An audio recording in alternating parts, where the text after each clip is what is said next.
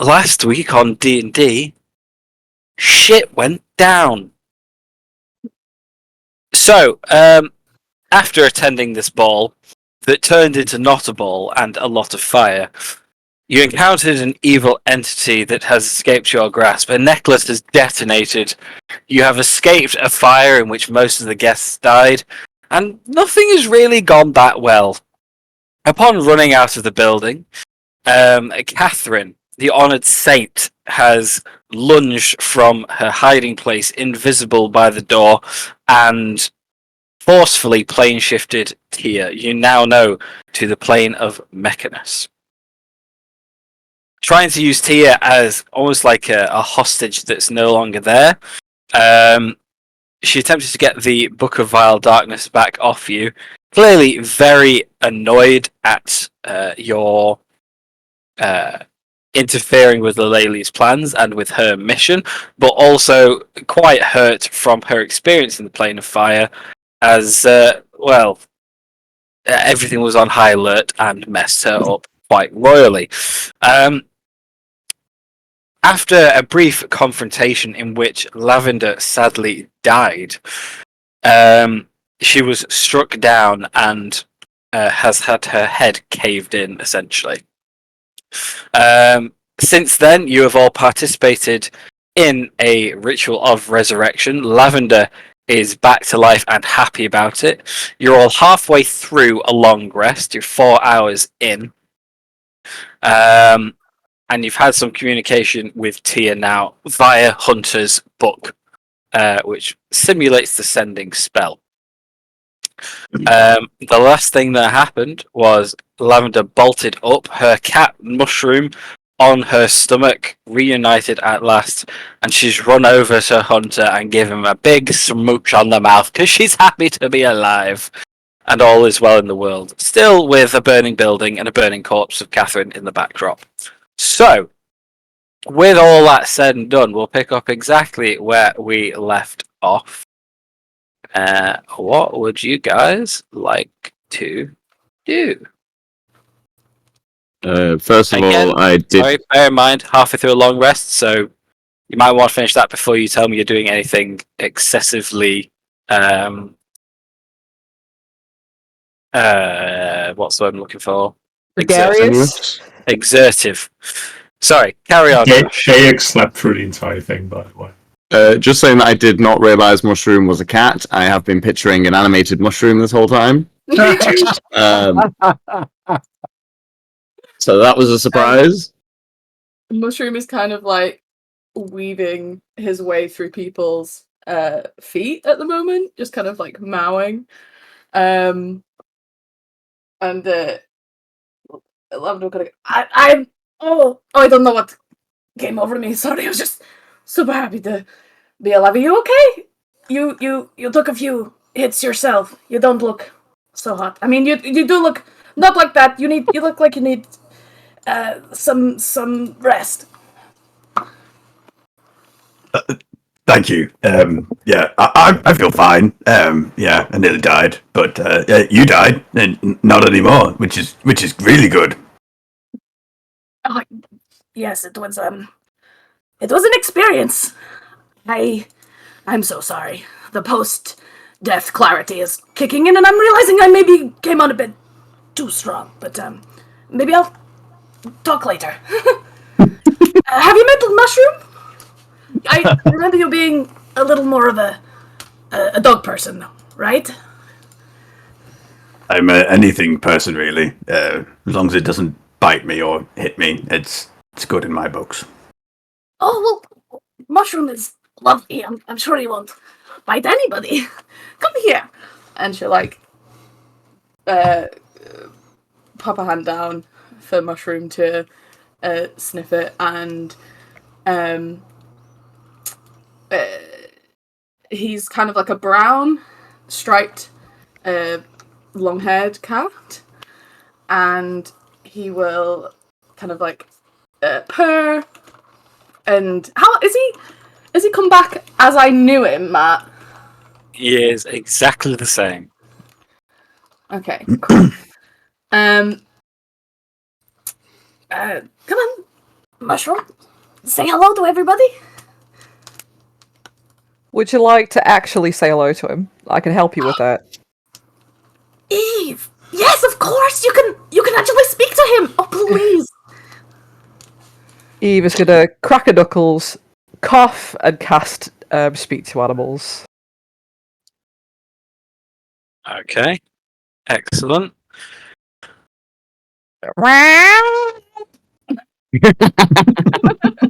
Okay. Good afternoon, my chum. How is one? Why, hello there! It's so good to meet you. Oh, it's been a while since I've spoken to anybody. I'm surprised you spoke to anyone at all. Oh, but Lavender's just like excitedly grinning. She's, next to you, she's like, relaying all of this, obviously, to everyone who wants to really listen to this cat speak. okay. Can you tell him that I'm so sorry for leaving him? I just stepped through the portal and I didn't realize he wasn't behind me, and the next thing I knew, he was gone, and I've felt so bad about it ever since. Okay, hey mate, your mum says that she's missed you very much and that she's sorry that she had to leave you. She didn't mean to. She thought you'd gone behind her, but you weren't there, unfortunately. But she's happy that you're here and she's happy that you're safe. There's a lot of information in those meows, isn't there? It's cat, mate. It's like 17 words for one meow. Eve's ears are also twitching slightly. Oh, it's quite all right, you know. There's actually quite a lot of rats where she left me, so I had quite a lot of snacks while I was waiting, and then well, she didn't come back, but all's well is good. I'm so excited to be here. I didn't know she had. What are you, all of you? Are you friends? Are you pets? Are you like me? We're like big versions of you, but yeah, friends. That she can't, she can't do the magic stuff that she does with you, but, we're a substitute, I suppose. We've been keeping your mum company while she's been away. Okay. Well, she's in charge, though, right? Yeah, in charge, yeah. Okay. Deluded slaves it is. We all follow your mum. Is Eve also saying this part, or What, yeah. yeah, that we're the cat slaves? Okay, so, yeah. No, we follow Lavender. Just because I think it's funny. How'd you do that? I've got no idea what I'm doing. And Eve just like relays all of that, except the part that Mushroom thinks that we're all like Lavender's servants. Perfect. Well, has anyone got anything to eat? I am famished. Mushroom's mum, have you got anything for him to eat? Despite stuffing himself on rats, he's now starving. You know what? I do remember that he had a taste for fish. Wasn't there a creek over there? I don't have my tinned food on me.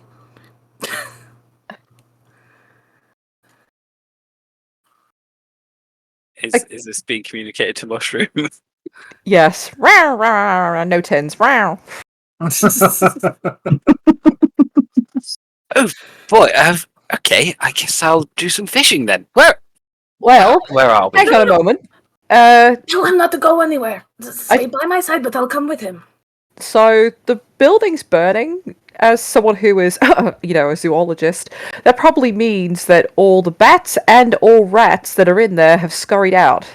Though I don't know how delicious in, the Feywild their local rats are. The Fey what now? So you're not in the normal realm at the moment. You've gone somewhere a bit different. Realm? Mom, do you want to explain to your cat where we are? Tell him it's kind of where we got lost that time for a long time, but we're, like we say, with friends now. So, as long as he stays nearby, we should be okay. I would really prefer him to stay within my eyesight at pretty much all times. And if not, he can snuggle up in my satchel and be safe in there. Oh, okay. We're in a lost place again. Oh, well, at least this time it's better. You know? If we run out of food again, we can eat all of you. Oh, no, mushroom. We don't talk about that. Okay, not that anymore. Okay.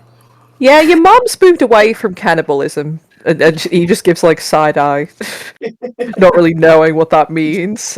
So maybe just stick with rats for the moment. You know, us are friends, not food. Eve, Whatever would you you say. like to roll for mushroom? What? I've made a table. Can she do that, Matt? Yeah, go for it. Do what? Okay, roll a d10. Oh, good lord. Okay, hang on. Just give me a moment. Okay, 1 sec. Rolling. Oh, 1. Okay, so mushroom, upon finishing this conversation, immediately gets the zoomies and starts darting wildly around a 10-foot space. Is your cat alright? He looks broken. No, yeah, he does that sometimes after he's taken a really big shit. You know, the whole reincarnation thing probably Me gave him too, some extra energy. yeah. Me too.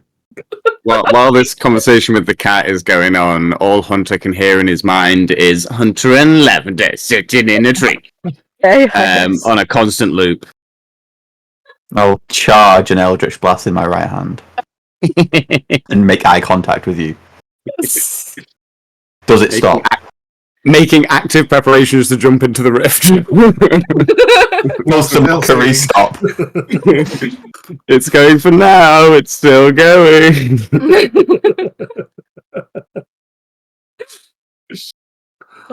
Hang on. I feel like it'd be Does charisma. this mean you don't fire an Eldritch Blast at you? It stops. It stops. Okay. It stops. And then I do not fire an Eldritch Blast at you. He lost. Okay. Ribbit lost his nerve. Yeah. So, with half of a long rest still to be completed, what's everybody doing? Just chilling, resting. Okay. Yeah, doing some meditating. I've spent some time in water, so I'm feeling moist. I'm just like trying to soothe my mind. Okay. I Good. do have Oh, to go on. talk to Lila. You also need to sleep. I also do need to take a rest first. You're I on don't need one to hit sleep. point. She does not sleep. But but you're she can on one rest. hit point, yeah. Yes. So I think I will take my leave. I'll go, You know what? The whole resurrection thing is kind of taking it out of me. I'm gonna go and sit and chill with Mushroom for a little bit by the creek. But I'll see you guys later. If you need any more conversation, let me know. I'm always happy to speak, Cat. And hope you feel better. Thanks. Good to Eve, have for you back, doing that. buddy. That means a lot. Just so happy he's back. It means a lot. I don't know what it means because I can't speak cat. yeah, she will kind of take her leave towards the creek and just flash a little smile at Hunter as she's leaving. But yeah, then carrying on. Okay. And During this rest period, then, Lavender, can you give me a perception check, please? Oh boy. Certainly can. Wait. Because I never roll. What are you doing? I never roll in here. So let me just change this to you now. There we go. Cool. And when Perception. you roll. And it will be -3. Yeah? No, it will be -4 because I haven't taken my rest yet. Yes. Yeah, go for it. Okay. 13. 13. Okay. As you're down by the creek, resting but not sleeping, your mind running through the events of the day, Mushroom is taking the chance to curl up and sleep in your lap You do hear a very light, like tapping sound coming from the east, echoing through the trees every now and again. It doesn't seem very close by. Doesn't seem exactly threatening in any way. But you are aware of it. Is there anything you want to do about it, or just continue to rest and just keep listening? Lavender notes it, but she's also very, very close to death still. So I think that's enough excitement for one day. I will log it in my login for if anybody comes over to speak to me. Okay. Good to know.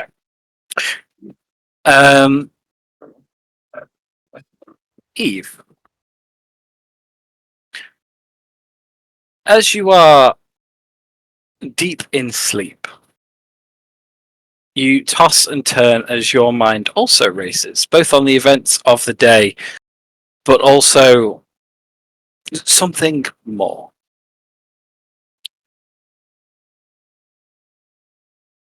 Ooh. Eve, you find yourself atop a very small ziggurat. The air around you is warm. It smells of grassy, leafy textures. The odd scent of a nice smelling flower drifts past you. And surrounding you in this very hot and humid climate are many, many red rifts dotting the jungle around you. Very familiar in appearance. All seems still and quiet as the wind rustles the very tops of the trees. The structure you're on is very ancient Omuan or ancient Shulton in design, though you don't recognize it specifically as somewhere you've been. And as you're taking this all in, wondering whether this is a nice dream or the start of a nightmare with these rifts around you, you hear a voice from behind say, "Come, Eve. Come and sit with me." As you turn looking up at the tallest point of the ziggurat, just a couple of feet up some steps above you, stood there smiling at you is Champion. What would you like to do? You can. What are you doing here? You can talk. I mean, I know I could talk to you, but I didn't know you could talk. This is weird. How can I help? What can I do? This is weird, and yet your first thought is, how can you help me? Well, yeah, that's what I do. I am not Champion. I simply take this form to make things easier. Immediately, Eve realised the mistake. You can visit my dreams now. When you are not beyond the walls of Sigil, yes. And Eve bows her head. It's good to see you. I'm glad that you're okay. What can I do? I am simply here to ask what you know, to ask you to share with me what you have learned, and to give you some new guidance, for I fear I have been misleading you, Eve. Misleading me? How?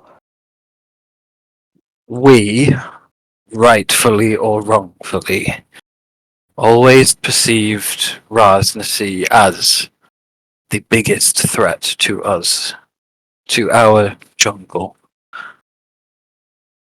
He is not. And Eve lowers her head. No, I know that now. There's something else out there. And I worry that I'm worried that we've somehow managed to unleash it.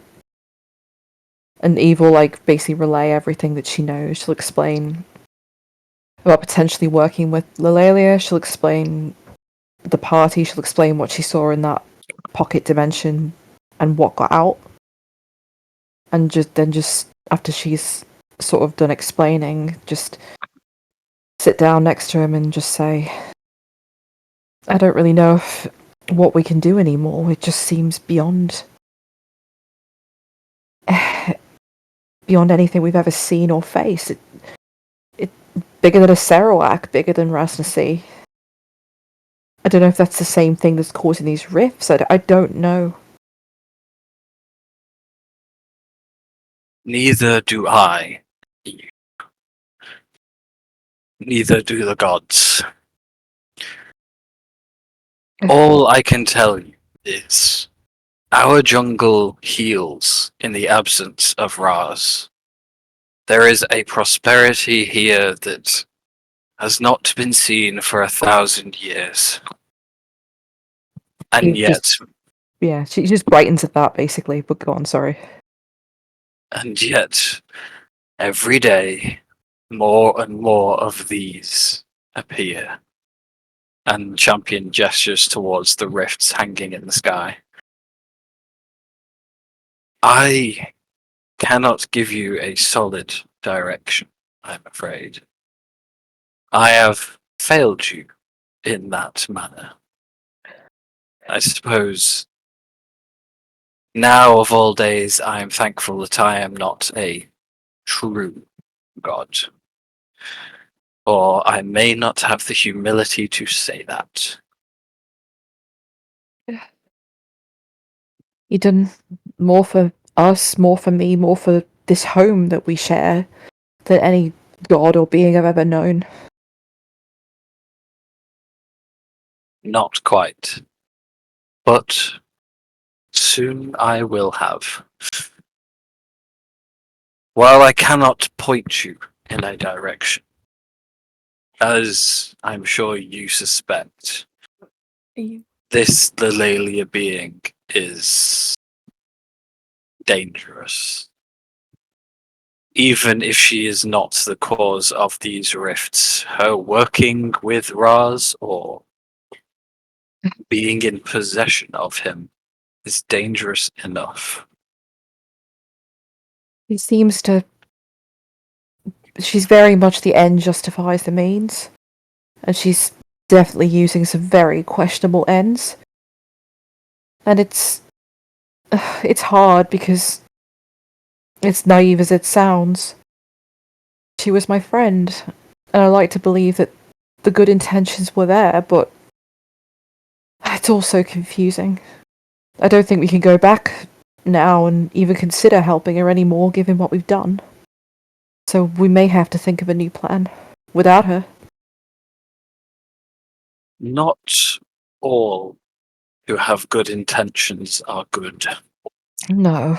And not all who have evil in their hearts have done nothing but evil. Whether Lelalia was on a different path while she was here or not, she is not on it now. As Champion is talking, you can see to the south, emerging from the jungle, dinosaurs and creatures of all sizes and kinds and shapes are all slowly emerging and just sitting and watching, almost listening in on the conversation. There's more and more birds surrounding you in the trees up above.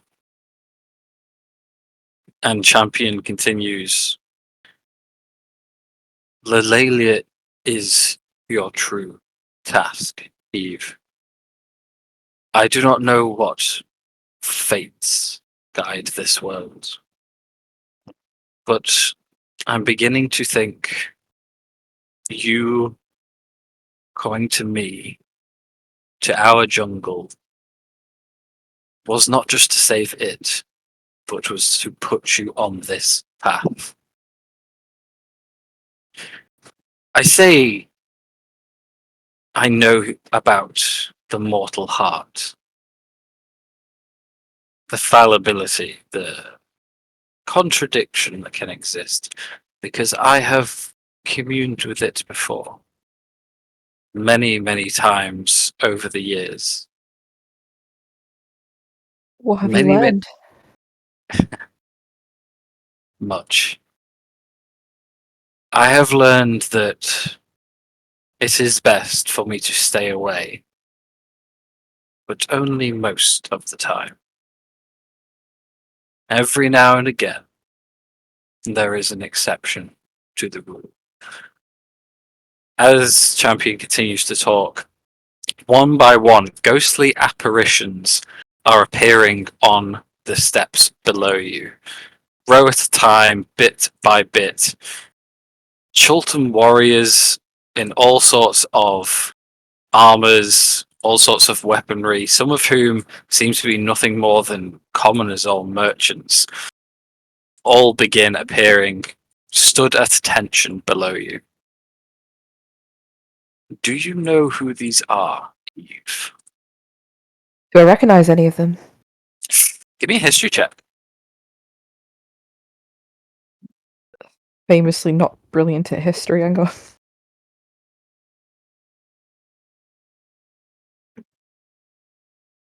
Not 20! In that case, you do. Their faces, for the most part, not really. Some of them, you have that like spark of remembrance in the back of your mind, like you're sure you've seen them somewhere. And then one of them, about a third of the way back from the front, you definitely recognize the face. And as you were trying to place it, you realize you've seen his face on a mural before. A mural in Omu. Specifically when mentionings of Obteo were made. The people of Omu turned their backs on Obteo, yes, but this face that you see before you was the depiction of that passage. It was this individual who was representative, shall we say, of Obteo at the time that those writings were talking about Obteo. Eve turns to Champion and says, "Are these your champions over the years? I recognize one of them. I remember seeing him in Omu when I was there." Champion smiles, grins his teeth, and nods. That they are. Most have never known fame or glory, not even in Chult. I am not one for boastful actions, and I am not one for spreading my name to the masses. When something does need to be done, when intervention is needed, then I will act. They are here because they are all one with each other, with me, and if you would like, with you. Eve sort of staggers back a little bit. And, like obviously quite shocked. Pauses for a moment. And then turns to him and goes, "It would be an honour." Since you returned from Sigil, I have been watching you closer than usual. Not everything always goes right, but No. you always try. And that is enough to say that the honour is ours. And as he says this, all of them nod and bow their head in your direction. Eve will do the same. Go to them. And they will go to you. Should I walk towards them? Champion just nods. Thank you. And thank you for looking out for me. I hope to do you proud. I hope to do the jungle proud. While we are here because of the jungle, I hope you do the whole world proud, Eve. We I think fight we- for them all. We have to. And she turns to him and goes, because I think if we fail, there's not going to be a world left.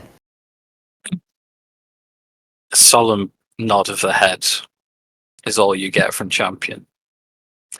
As you walk towards these figures, one by one, these their ghostly forms seem to liquefy and pour in your direction. Some of them nod before disappearing, some of them touch you on the shoulder. Others bow, each clearly with different customs from different areas of Chult, but all with the same heart. And one by one, as they all flow into you, their light beams around you, getting brighter and brighter and brighter until the dream ends. That was awesome, thank you! Meanwhile, in Mechanus, Tia, since you've arrived, and up to the present moment and past it, what are you doing in Mechanus? You have found yourself in this essentially a mechanical train station. You can see all around you this grand hall. There are Modrons walking to and from in straight lines in orderly patterns, all doing their duty, all doing their job. No interruptions with one another. All seems perfect. You can hear the ticking and cranking of gears all around you as the steam train in front of you is cooling off, ready for another trip. You do seem to be at the dead end of this rail line. On either side of the hall around you, there are grand doors that lead out into a city beyond. And notably, the archway through which the train came is simply a glowing white nothingness. You don't see platform, you don't see railway beyond, you don't see Mechanus beyond. You just see a gateway of light that this train has come through. What would you like to do? So exciting! Why is this? Why is this? Everything's so new, everything's so fancy. I have only heard this from the books. Wait, hang on. The last message. The last message I heard. Mechanus dangerous. Oh no. I'm alone. Lady Stepgood. What to do? Oh dear. Hang on, dear. You have been in this situation before. Calm down. Take a deep breath. It's okay. You have been here before. Just like the time you were at the university when you broke in. You're alone. You are in the unfamiliar place. Everything's fine. Everything will be fine.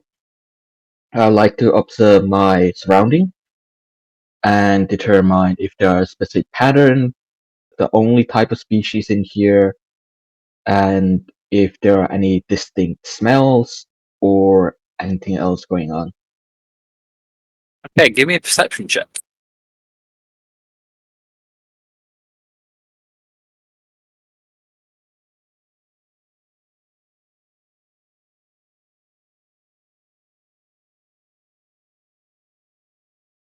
Nice. Yeah. Looking around, there do seem to be distinct lines that these Modron creatures seem to be following. They all seem to be on one set task for the most part. Some of them loading things in and out of the train. Some of them seem to be just passing through the station itself. Most of them you only see once before they have disappeared off to do something else. They're simply passing through this point, this intersection. You do not see any other species in here, and you do have a very distinct metallic and slightly oily smell around you. I will say, from the south, the large doors that open into the city that way, you do hear every now and again a kind of whirring motion, like a really fast disc spinning up and then slowing down again, that seems to be slightly different to the cogs and ticking that you can hear from all other directions.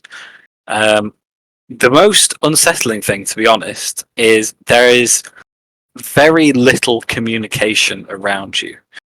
What is said is in a language that you don't understand, but even when it is spoken, it is the only voice in the room.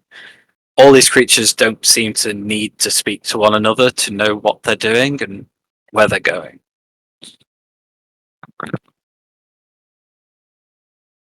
Okay. As we trained, activation of survival mode. That is good. And I would like to use Tinker's Magic of 3 tiny devices. One to change the smell of within me 10 feet vicinity to be oily and metallic. Another one to record and replicate the sound of these modern creatures and potentially of steaming sound as well in there to be played back on a certain time intervals or whenever a movement is triggered. And then lastly, I would like to use the last one to create a static vision attached to my head that resembles of a Modron. Holy shit. Okay. Amazing. You And do all of lastly, those I things. will change my clothing Yeah. to ones that fits a bit more to the rural area instead of the ball dress, which is very eye-catching. Okay, cool. Give me a stealth check, but use your intelligence modifier instead of your dex. So if you have proficiency in it, then go ahead and add your proficiency as well. On stealth? Hang on. Yeah. You can have this at advantage as well. There's a stealth. I don't have proficiency, so Okay. It's basically just an intelligence check at advantage then. 20,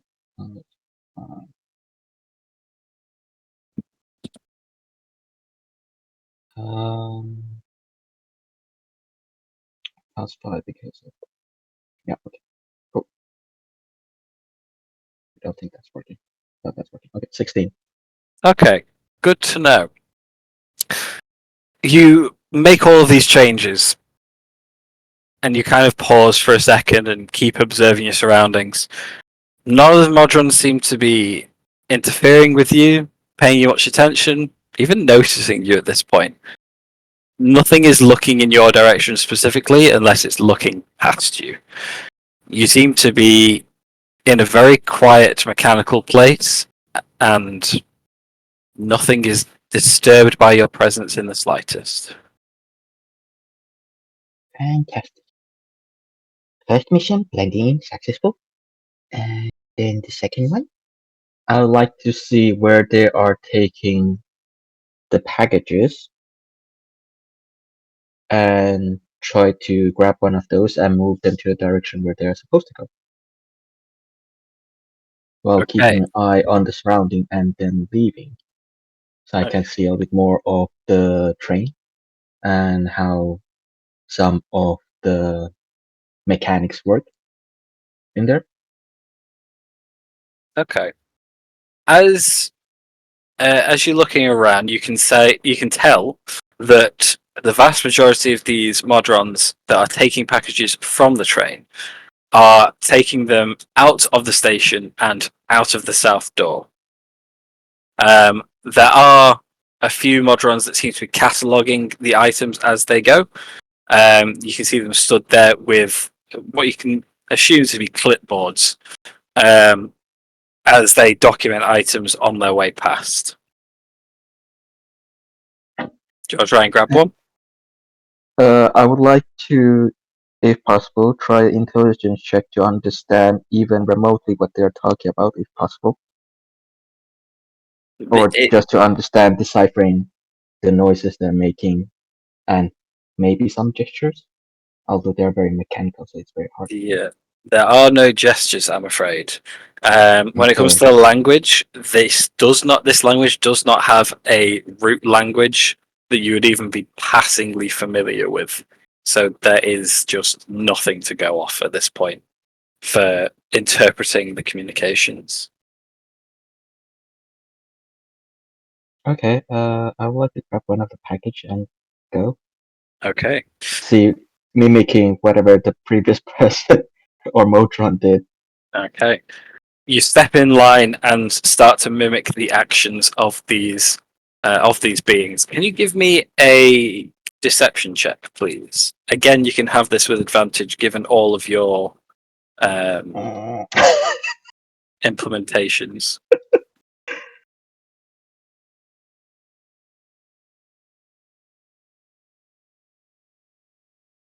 Not proficient in that either. Okay. Nice. Okay. Okay. 24. You step in line behind one of them who picks up a package and walks off. As you step up, you pick up the next package that's there in front of you. This one is a small wooden crate. It has the semblance of a lid, but the package itself seems damaged on one side. And as you've stepped up to the train, you can see that most of the packages in here are all sorts of shapes and sizes, all different kinds of containers. Clearly not created in this very structured mechanical place. And as you pick one up, you can see inside there is an assortment of items, and they all seem completely random for the most part. You see in there a couple of rudimentary sand timepieces. You see in there a vase, some cutlery. There is a small little like pearl or bead that lounges around the bottom of the crate and sloshes about. And in the very center, there is an assortment of different types of metals, all stacked one on top of each other. They seem to make up mostly what this box contains. Some of them shaped like a gear, like circular. Some of them, they are just like a slab of metal. All clearly workable, though. As you pick up the crate and you follow the other Modron outside, you get about halfway before you see the one in front of you stop and kind of just hold the box open for a Modron to inspect the contents. And after maybe 5 or 6 seconds, he carries on walking. You going to imitate that? Yep. Okay. You stop. You hold the box out. The the other Modron looks inside it. Again, his eyes not looking at you in the slightest. Something gets ticked on a clipboard, and you're on your way again. Okay. No one cool. seems to be any the wiser that you are not one of them. As you step outside to the south of the station, you find yourself in Mechanus proper. All around you is a series of mechanical beings going about their day-to-day business. Some of them transporting things like you. Some of them appear to be fixing things. Others seem to be just passing through. You have no idea what exactly they are doing. As you look off to your right, however, you get quite a stunning view. It's probably a good job that the train you saw didn't have tracks stretching further back other than that shiny white gate, as out in that direction you get a proper view of Mechanus itself. Series upon series of cogs, all at lower levels to where you are right now, all intertwining with cities built atop them. The whole thing ringing out with mechanical ticking and like clanging of metal. Ahead is where you see all of these other Modrons going with their boxes. A very unique building sticking out from the rest around you, which all seem to have very mechanical functions. The one in front of you seems more like a skyscraper. Very tall, very imposing, windowless for the most part. and at the very top, large, long spikes of metal stick out into the sky. They almost look like antenna. I know Tia wouldn't really know that word, but there's kind of the vibe that you're getting. All of them protruding into nothingness above. Every now and again, one of them shifting and changing heights, almost like stabbing at the sky. What would you like to do? Oh my lord, this is breathtaking. Um, so the gate is now gone from behind me, is that correct? No, that the entrance to the train station is still there. It's in the direction that the train would have come from, is where you see like the openness of Mechanus. So if there was a train line there, it would be going off a cliff essentially. Okay, I But would the like station to is still behind you. okay, I would like to keep myself in mind of the person who are doing repairs, Okay. and I'll use that later to change forms once again. Okay, I would like to try to find if there's a library or any knowledge quarter that might have different blueprints or information as in where exactly is this in Mechanus. Okay. Give me a perception check.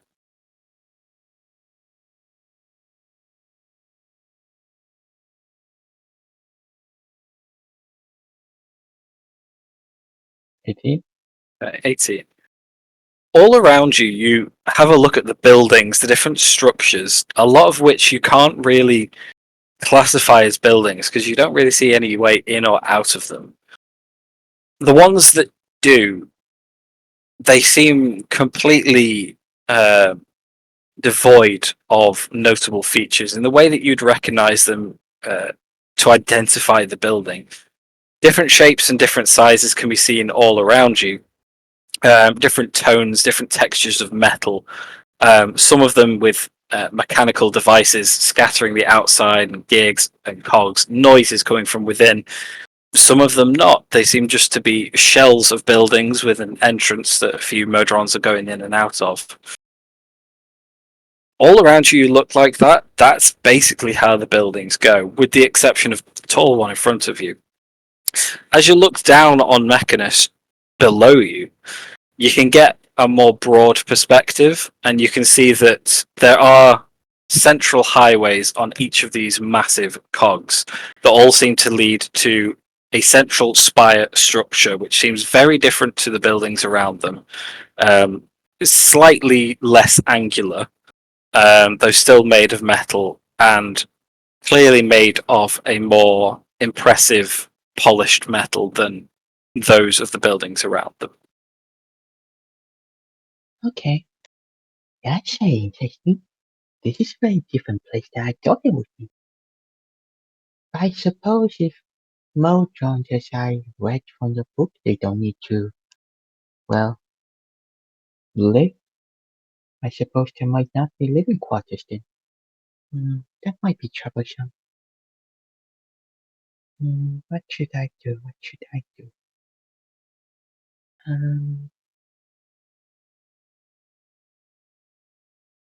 Oh boy, this is nerve-wracking. This is even worse than when I was in the university. Or school of, well, workshops and magic. Where can I find the place I need? You, Dear. Yeah, give me just a straight intelligence check.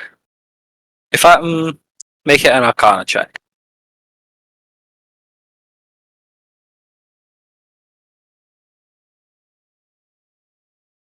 17. Okay.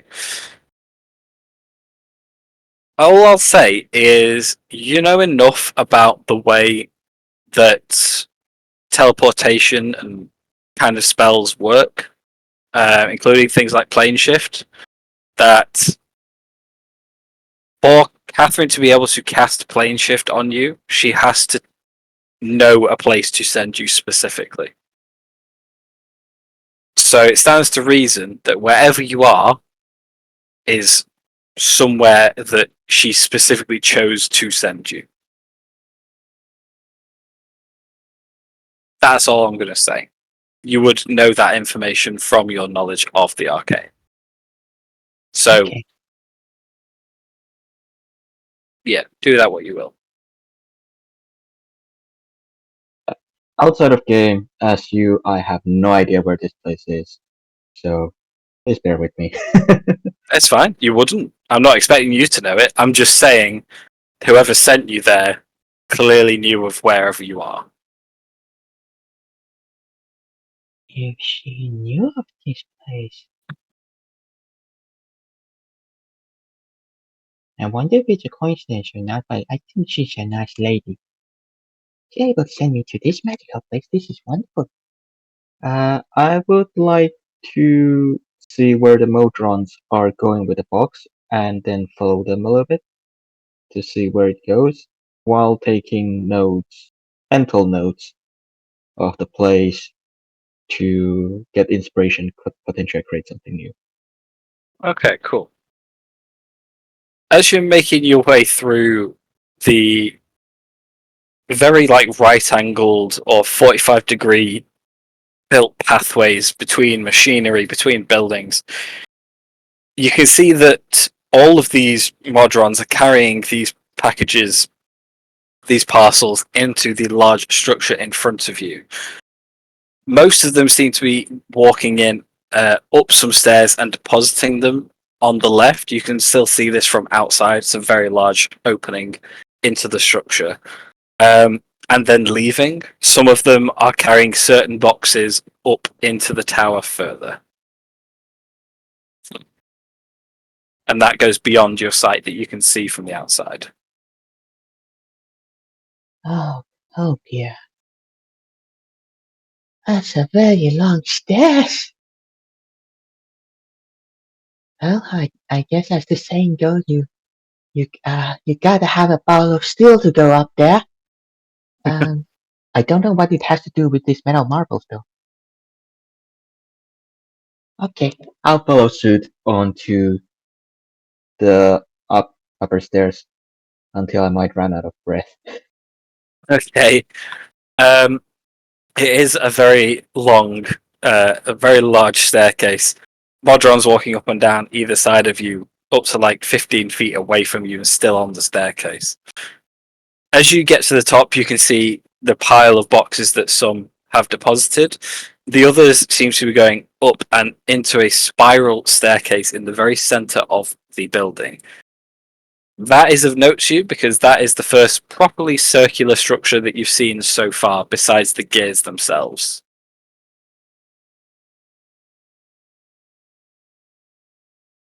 Ooh, that's interesting. I would first like to go hide behind the boxes that I see immediately and just make sure that no one can see me. And I would like to see what's actually inside these boxes that would potentially be different from the other ones. Okay. Having a look through them all, again, it seems to be a complete random assortment of items from all across the planes. Some of which seems to be extraplanar in origin, like um, pieces of weaponry, pieces of arcane focus material. Some of which just seems to be household day-to-day items. The only thing that you can tell that there is a similarity between all of the boxes here is that none of them contain any simple metals that you've seen so far. They all seem to be worked things that probably can't be worked any further.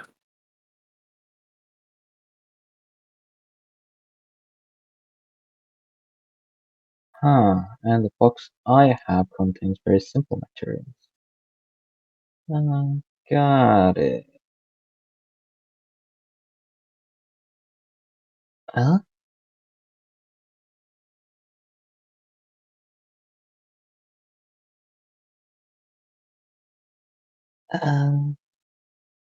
No, no. We thought do not take things that doesn't belong to you unless it's absolutely necessary. I think that's not real.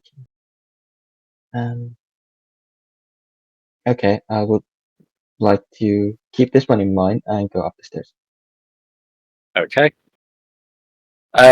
Traveling upwards, you do get out of breath at this point because you are traveling for a good 10 minutes upwards towards the top of Yeah. these stairs. Oh boy. There doesn't seem to be any path to get off the stairs until you get towards the top as well. Towards the top of the spiral staircase, though, you can see a lower platform is approaching you, where Modrons seem to be working things from the boxes, fiddling with mechanical parts, contraptions, and all sorts of gears and motors that seem to feed a larger machine above that is slightly out of view. It sits on a circular platform, and a lot of the things under here seem to be dripping with oil and have a mixture of very sturdy and very robust mechanical parts and others that seem to be flushed with like golds and silver components. It's a really weird mix of expensive and raw materials being worked together.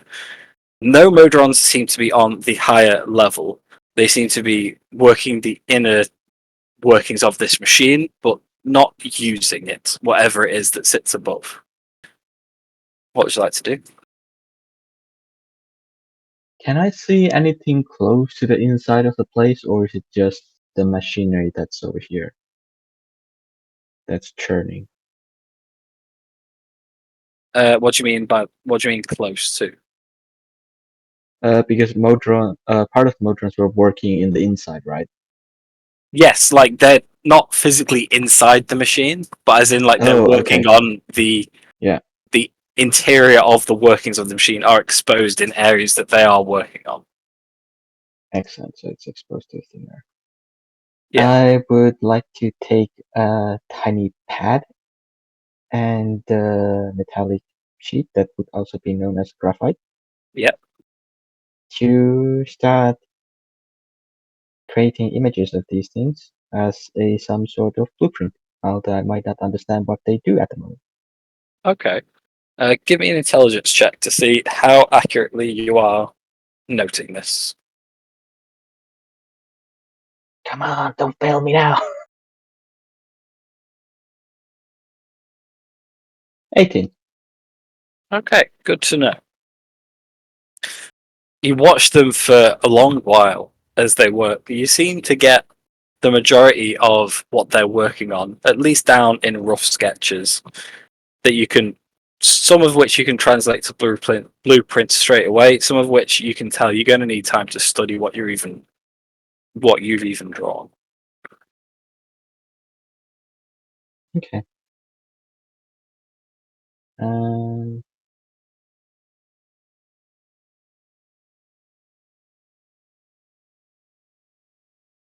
Okay. Lots of oil substances.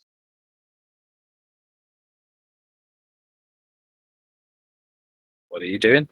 There were gold, weren't there? Some of the pieces seem to be made of gold, yes. Oh, they're attached to. Oh, okay, then. Okay, I would like to go back down the stairs to the boxes that I saw earlier with all different kind of components.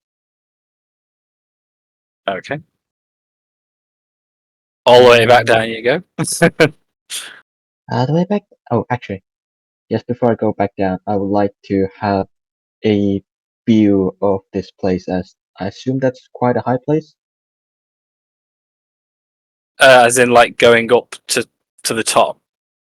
Yeah, as in, is it at the top at the moment or close to the top? It seems to be close to the top, but you've still got the mechanical structure that they're working on, like, odds actually sat on the platform above you, and then the roof above that. Oh, my tiny feet weren't designed for this. My curiosity means I should go to the top, right?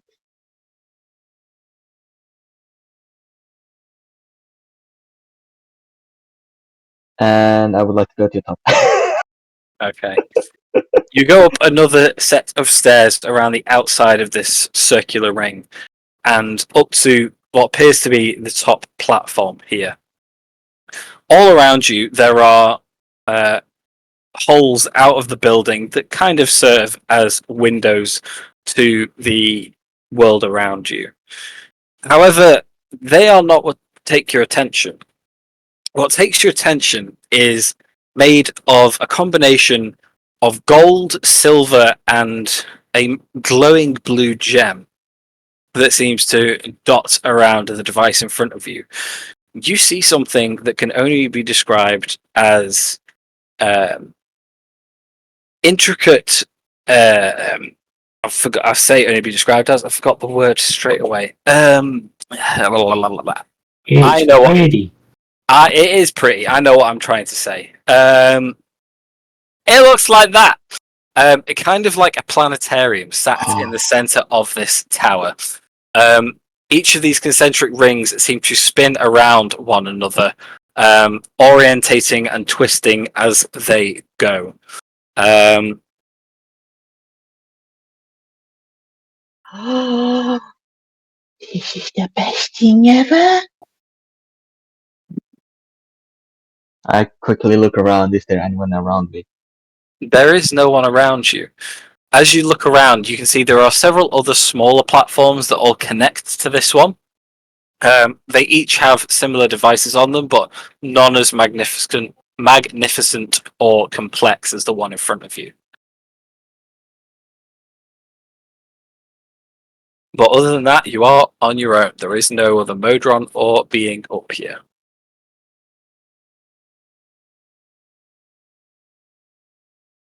I would like to pinch my tiny little cheek just to make sure that this isn't a dream. Definitely not a dream. Okay, that's hurt a lot. This is not a dream. This is great. What is this thing? And I would like to go to work in terms of inspecting this, understanding what it is, how it works, and what the ever hell that is. And has it have any resemblance of what I have seen in the city aside from the moving cogs and gears? Okay. As you're looking around it, you can see nearby on a railing that stretches the outer expanse of this central disc. There is a small rectangle, gold with a silver trim, that has several of these gems carved into it. In the very center, one gem seems to be flashing blue. It is drawing your attention more than the rest. Can you give me an intelligence check for working out the rest of it?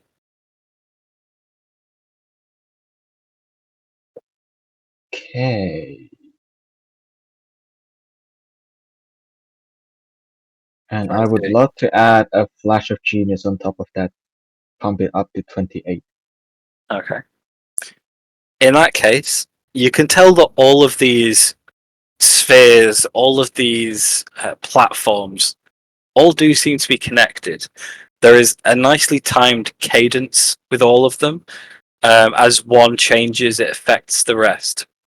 And you can tell that they're all being fed from the very roof of this tower, likely from those shifting poles that you saw from the outside. Not only that, you are pretty sure you can recognize some of the structures inside this central dome. The one in front of you seems to. You can't quite put your finger on how they're connected, but some of these individual, moving parts, these moving platforms, they do seem to resemble the skyline almost of some of the cities you know from the Sword Coast.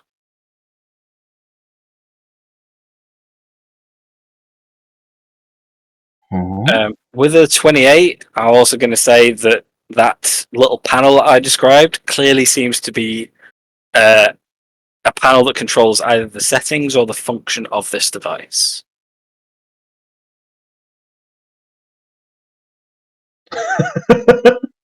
Oh dear. Okay. I would like to just take my time a little bit over here. Watch device, draw more drawings of it, blueprints, and take some food out of my tiny sack and eat while marbling this thing. Okay.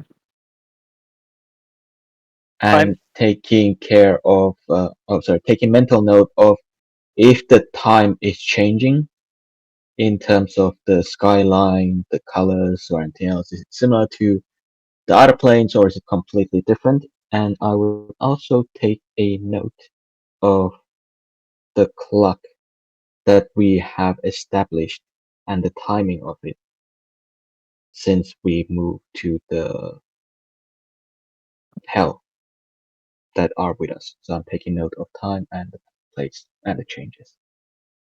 Time itself, as you monitor it over a couple of hours, seems to be moving basically just the same as you would expect it to. The same goes for your watch, for your clock. This thing in front of you seems to be turning in a very methodical rhythm, ticking over at the same rates. While things do shift every now and again, either in height or you can hear a shunt from in the machine, but you can't really see any notable effects. Everything else seems to be normal. The passage of time seems to be normal. As the day draws on, you can tell that while it is a lot brighter here than it was in the Feywild, the sun is beginning to set here as well. Okay. Yeah, okay. I would like to spend some time over here and I will cast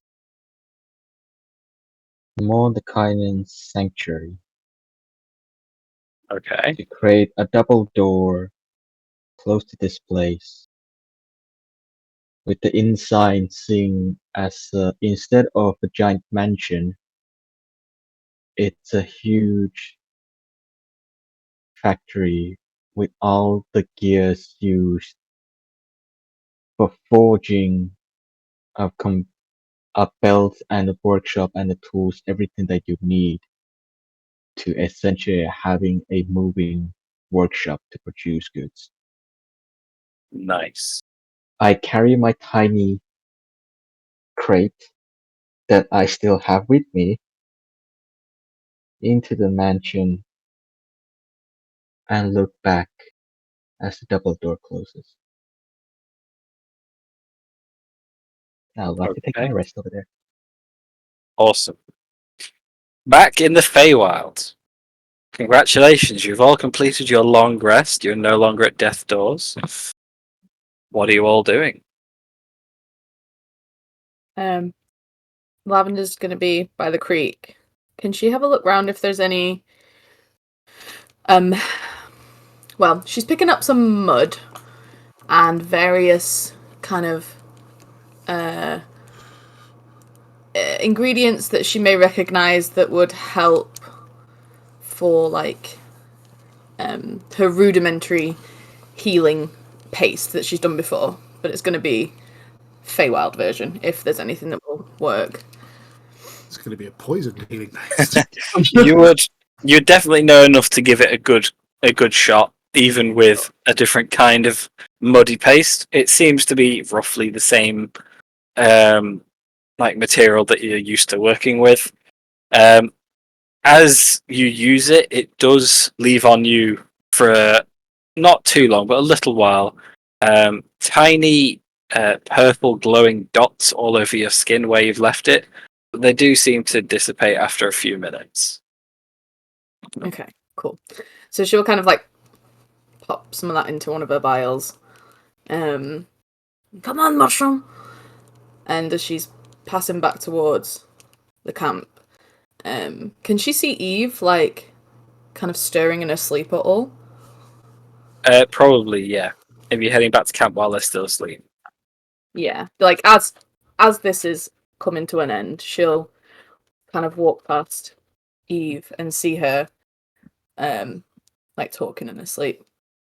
and go, "Hey, Eve, Eve, wake up! You okay? You're dreaming." Do I wake up? Yeah, you come to as Lavender wakes you. Oh, how long was I out? Oh, about 8 hours.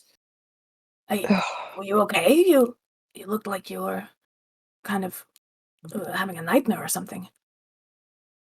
How do I feel, Matt? You feel rested, and you feel different. There's definitely, you know how every now and again you could feel like there is like a weight on your chest, like something pulling at your heart in a negative way. You Yes. kind of feel the opposite of that. A little bit uplifted, a little bit like you've woken up with a bit too much energy that you don't know what to do with, but in a good way. And more than that, you feel not alone. Not like someone's watching over your shoulder or like there's, more than just you in here, but you feel that level of comfort that you feel when everything is right, everything is content. I kind of feel great, actually. Like, I could take on the world.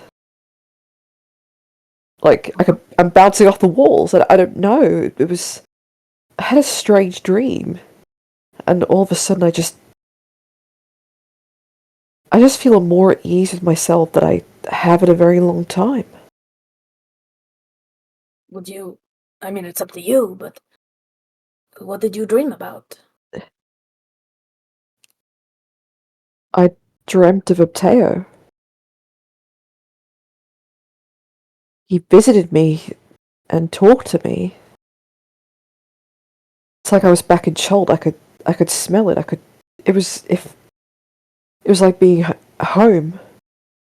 And then we sat, we talked. And then the spirits of his champions visited both of us. And I think I carry them now. Like he visited you and bestowed that upon you? Yeah, he did.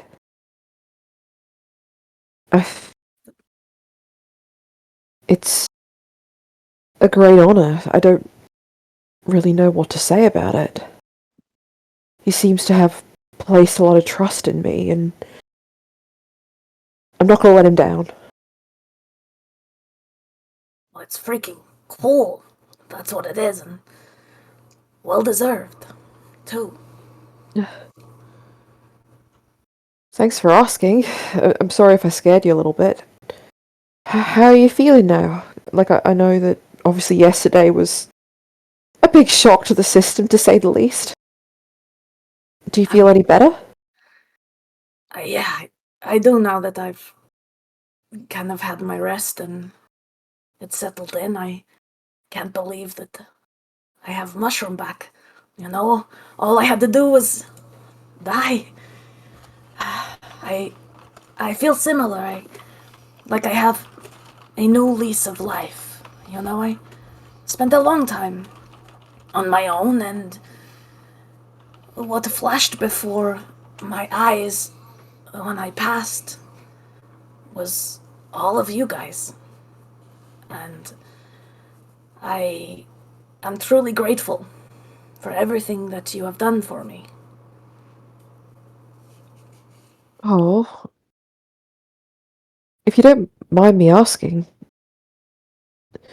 do you remember anything you saw when you weren't here anymore? Yes, it was a moment of being so very alone. And then I was stood at a place, like you say, that felt a little bit like home. Although it has been so long since I know what that felt like, you know? And the presence that provided me with my powers, at least the person that I thought that it was, appeared to me and gave me a choice. And I chose to come back. And then, you know, they gifted me mushroom, and I feel like it was a reminder to try for the people who care for you. You know, mushroom was always there for me when nobody else was, when I was cast out by my village. All of the years I spent standing on the edge of others, just wanting to help. He was there for me. And I knew that I was coming back to you guys. And that was all the motivation that I needed. It seems that both our higher powers seem to understand the importance of what's happening. And be it rightly or wrongly, we're the only ones in the position to do something about it. Right. And It's a big responsibility. the whole world and worlds might be gone in a few days. Who are we not to jump into whatever awaits us? Exactly. And, you know, worst comes to worst, at least you got your cat back. He probably needs a lot of hugs. Oh, he's so lovely, and I really thought it might have been a dream, but now that he's been here for a few hours, I'm just so happy that he's back. Thank you for letting me talk to him and apologize. I've been racking myself with guilt all this time, but of course he was fine. Literally It's any time. Don't worry about it.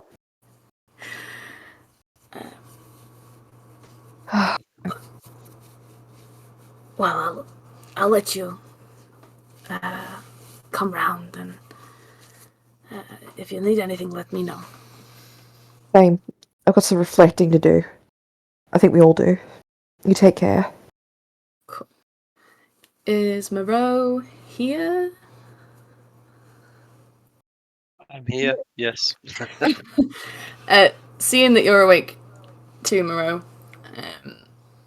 she will kind of go over to you and kind of like playfully poke you in the chest and then like flick your nose and be like, So it seems like you do care after all, Moreau. What gave you the impression that I did? And there's like he's gone from like almost deadpan to like when you do the thing like a little bit of a smile, and he's kind of playing along. You know, for some time I wasn't really sure about you, but I just want to thank you for bringing me back. I would have done it for any of us. We need you here, Lavender. Wasn't quite the same here without you. Well, you're talking about yourself as well, Moreau. You seem to be disappearing on us lately. Perhaps not physically, but up here. she kind of taps her head. What's going on with that?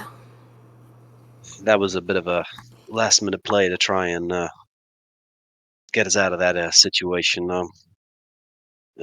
You're aware I have contacts with the my employers, so to speak. Have a gift. If I need, I can try and contact them directly. But if it doesn't work, well, you've seen the results. It was the only thing I had left. Well, it's always worth a try. Yeah, I just wish I was there. I feel awful for for what happened to you. If I'd have been there, I could have helped you the same way. It's just No. I feel I failed you like I failed Nith. Oh, no. Please do not. I'm grateful for everything that you have done, and I don't think you have failed anybody. We have all known for some weeks what we have signed ourselves up for, and I think even if we wanted to get out of this, we're in a little too deep. All we can do is try, and I feel ashamed of myself for giving up whilst we were inside that shard of solitaire.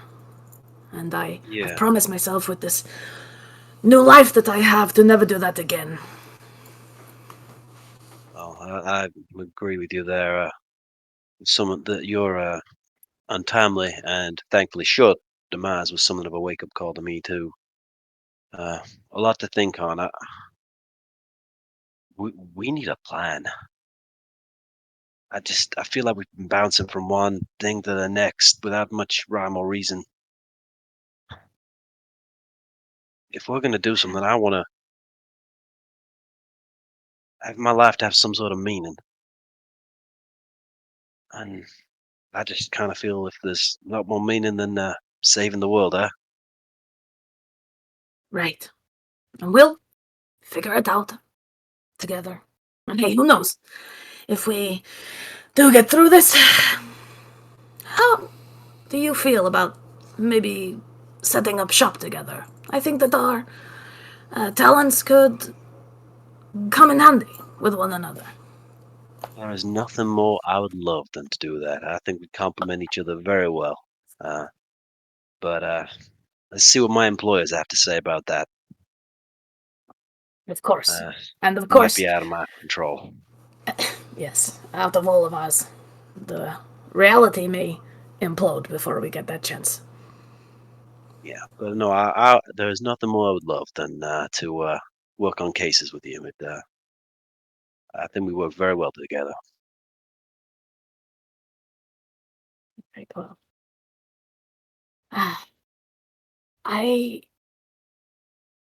Has anybody seen Lila, by the way?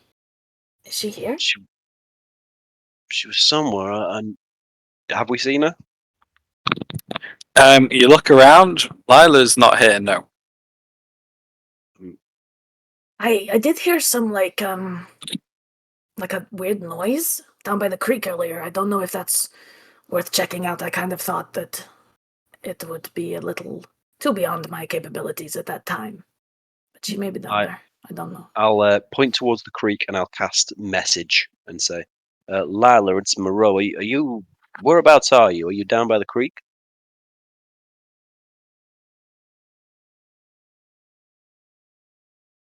Does Lila respond? There's a pause for a minute, and then there's like a Moreau. Yes, I am. Yes. Why? What's going on? Is everything okay? Is Lavender okay? Everything's fine. Lavender was looking for you. That was all. Did you recast message? Yeah. Cool, You said cool, cantrip, right. so I can just Yeah. constantly cut. Yeah, very sure. Okay, then you'll get. Oh yes, perfect, brilliant. Yeah, I'm down here. Are you okay? You sound a little out of breath. Yeah, I am, but it's good. Just good old exercise. I'll say to Lavender, maybe just knock a couple of times before going down there. She seems a little disposed. All right, cool. During some point of the rest, Lavender would be looking for an opportune moment to kind of sidle up to Hunter at some point, and she'll be like,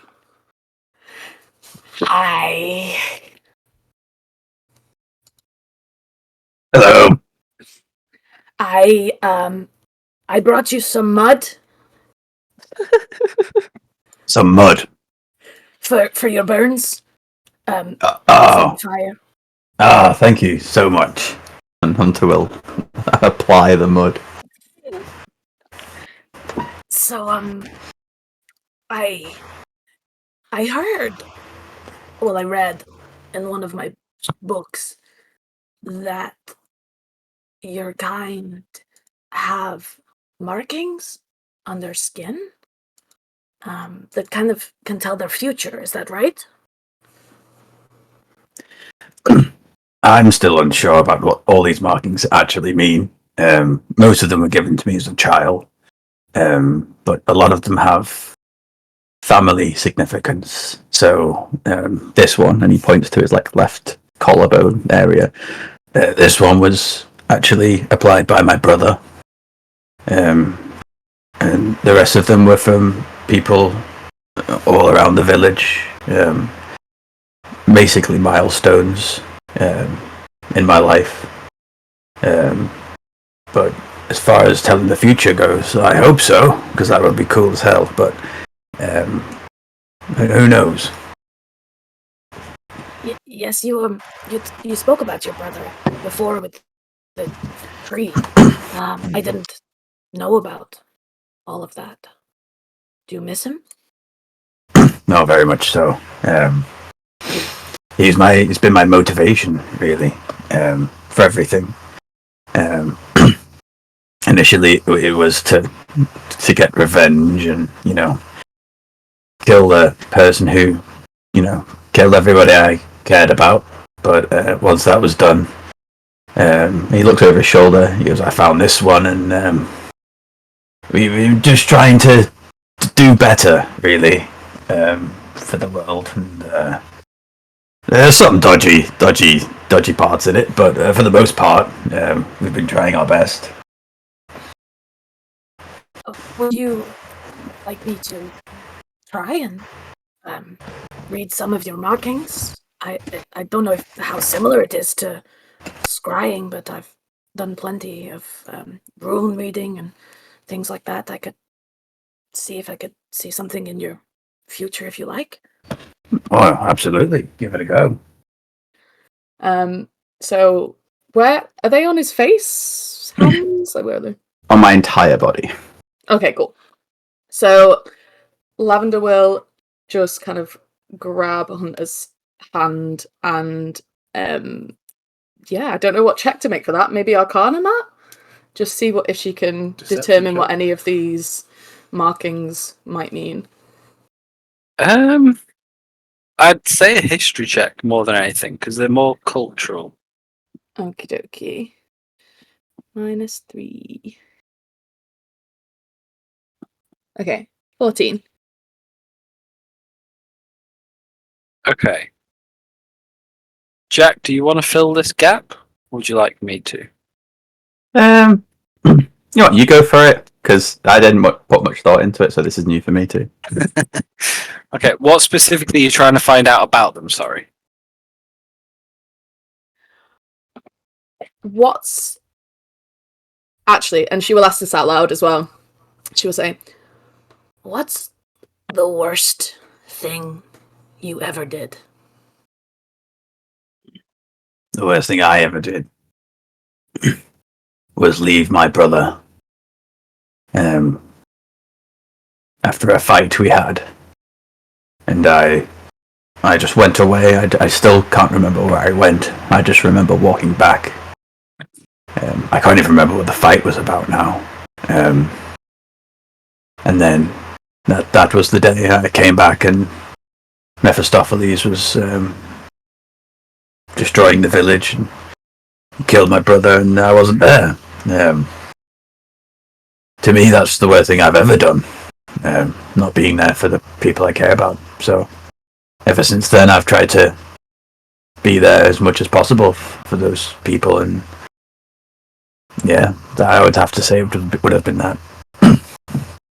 and so with that roll, does that give anything in terms of what Hunter's motivation has an impact on the way he interacts with other people, or if I guess that's just true in what he's saying, probably with a 14.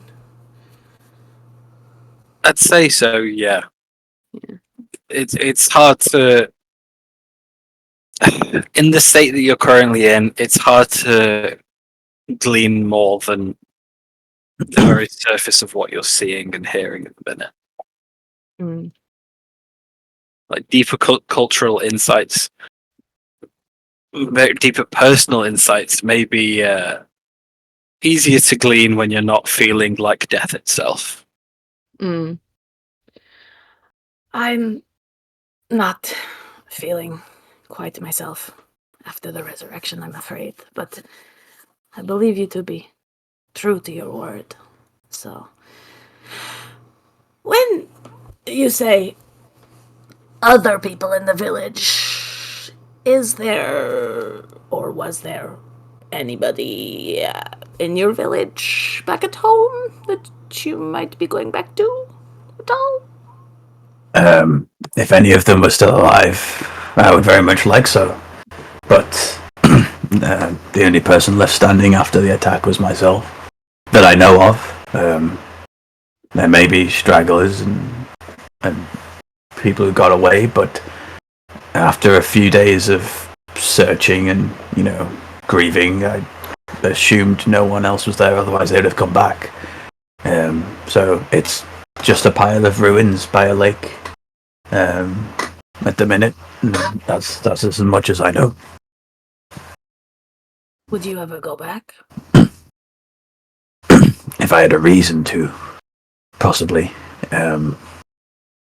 But that part of my life is hard to revisit. I've only ever talked about my brother in depth like this to, well, only one other person really, and that's a Ribbit. It's not a topic I don't like talking about. It's just a part of my life where,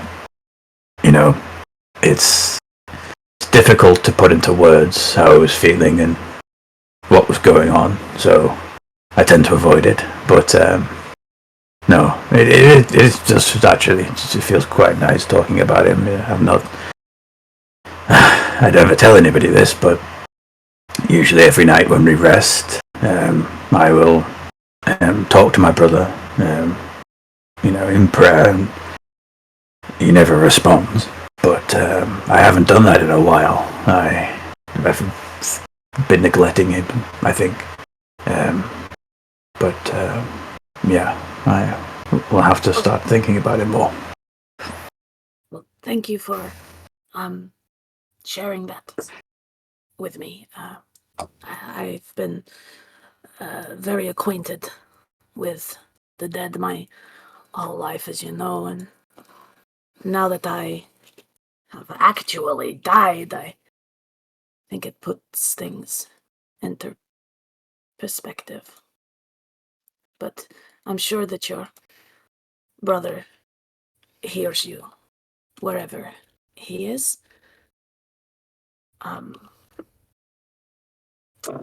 Listen, I'm sorry if I kind of came out of death and took you by surprise before. I just have been someone who is so cautious and calculated, and I have lost people because of that. And you are so brave, and you jump before you think sometimes, but it gets things done. And I guess when I woke up, I just wanted to jump at that chance. I hope that's okay. Life is full of surprises, and if I didn't like surprises, I wouldn't be living. So I always welcome surprises. It's what makes life life. If without them, it's boring. I think I would agree with that, for sure. And, just to confirm, you and Ribib, is there anything there? I don't want to step on anybody's toes. I'm not even sure of the physics of how that would work. Ribbit has fan fiction in the bag of holding. God. No. He's just been scribbling the fan fiction in the Book of Vile Darkness this whole time. Now D&D lore. Where it belongs. Ribbit's just doing illustrations at night, like.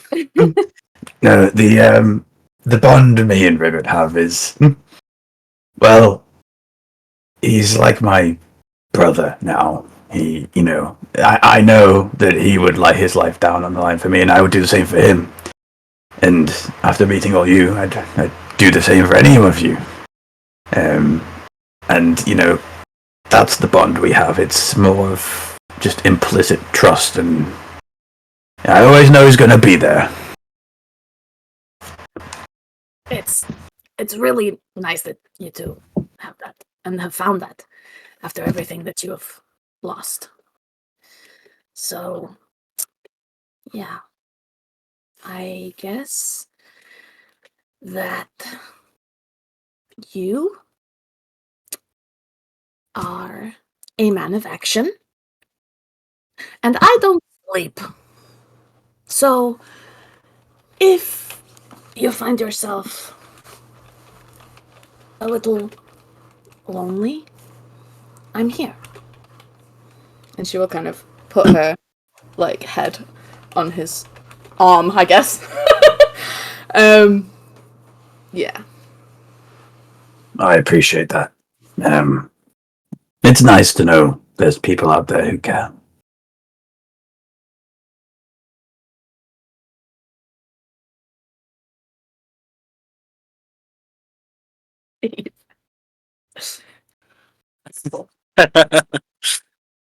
So, I think this is a nice place with you all awake. You're all well rested. You all know where each other is, even though one of you is on a different plane of existence. We're going to take our 5-minute break here. Have a think, guys, about what you want to do when you get back and how on earth you get into your back. See you in 5 minutes. Bye.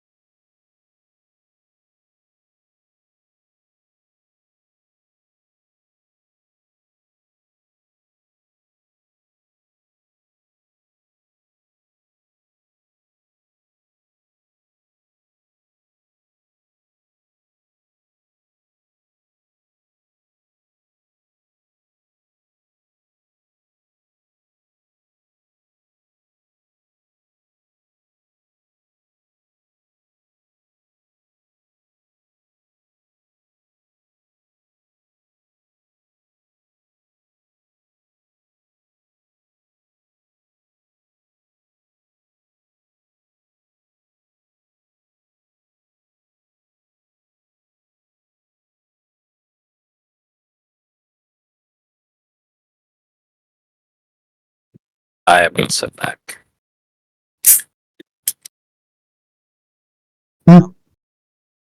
Back streets back. Oh, hey.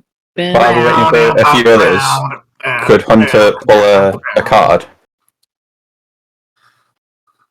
Oh yeah. Just while we wait.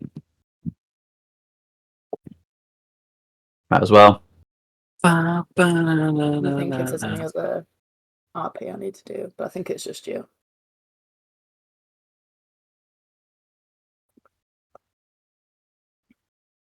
Is it going to be another fucking 4 months till a long rest? Why can I see loads of cards just flicking, appearing? I don't know. I'm pressing deck He's speed and then dealing. draw. There we go. 1. Turns out if I hover over it and move my mouse up and down, it cycles through the ones I've already picked. For some reason. It's not the ones you've already picked. That's the whole deck. This one's blank. Pick again.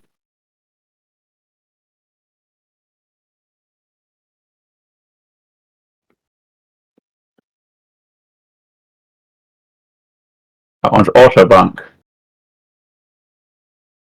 Pick again. Pick again.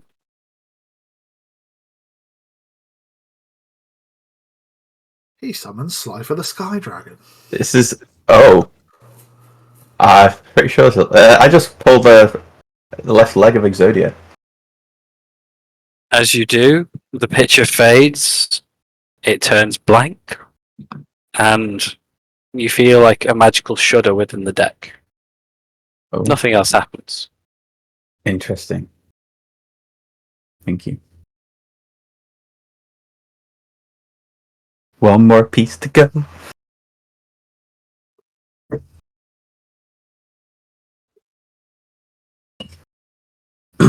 Is everybody back? Yeah. If you give it like 10 seconds for Kate to sit back down, then yes. Huh?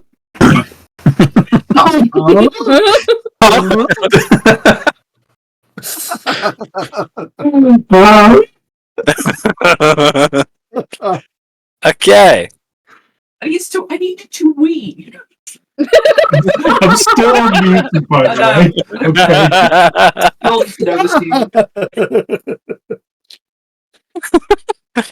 I like in my head canon now, despite all of the nice conversations that are going on, that's the first thing that Dayak hears when he wakes up is Eve just coming back. Eve coming back from the creek, like. Oh, I made a second creek. So, you're all awake. You're all rested. Lavender's alive. He is gone. What are you doing? I don't know if anybody's very good at deciphering information. I think, Teffel, I think you were looking through some books a while ago. Care to help me look through this? And I'll pull out the book we got from the castle from Lily's study. The unread one, okay. This is the big one. The Lavender was reading over the shoulder of Lilalia when she scried on her. It's the only big one that you have not read. Okay, here it is. It is called The Truth Is Out There. This could be a good book. Hunter and Teffel, then, if you're reading through it, you can see on like a skim read and a brief look through the contents page. This book seems to contain a litany of theories and wild speculations on various arcane and natural matters. Though you can tell just from a skim read that the evidence, quote unquote, in the book is convoluted speculation. The titles and presumptions are interesting to say the least. As the book appears to be a third edition, a lack of evidence doesn't seem to be an issue for the book's sales. So, there are many chapters you could have a look at. Looking through the contents page, the chapters are as follows: Rock gnomes, yeah right. Dragons, question mark. Lying traps, time's illusion, the moon, chronobreaks, lost magic, and future volumes.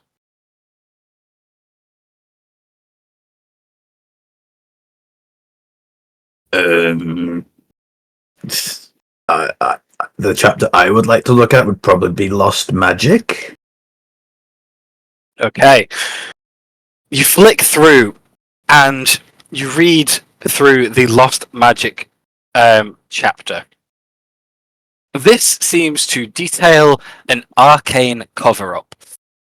This time, in this chapter, the writer speaks of how they believe Dunamancy and chronology magic were once considered the pinnacle of magical achievement and the most primal magic possible. They claim this because they believe that in ancient times, with an unspecified date, both forms of magic were possible without the use of the weave. Apparently, through the ages, the knowledge of this ability was suppressed, so the few elite could produce it. Now, the writer is unsure if these elite have become an underground society, or if their secrets have died out over time. Judging by the ramblings about various forms of and speculations about secret societies for the remainder of the chapter, it's clear which of the two endings the writer truly believes. So, potentially, there's an underground lot of magic people using magic that's not from the weave, which could be causing the rifts if there's magic that's not being fed through the weave, and then it's like bridging the gap, possibly. I don't know.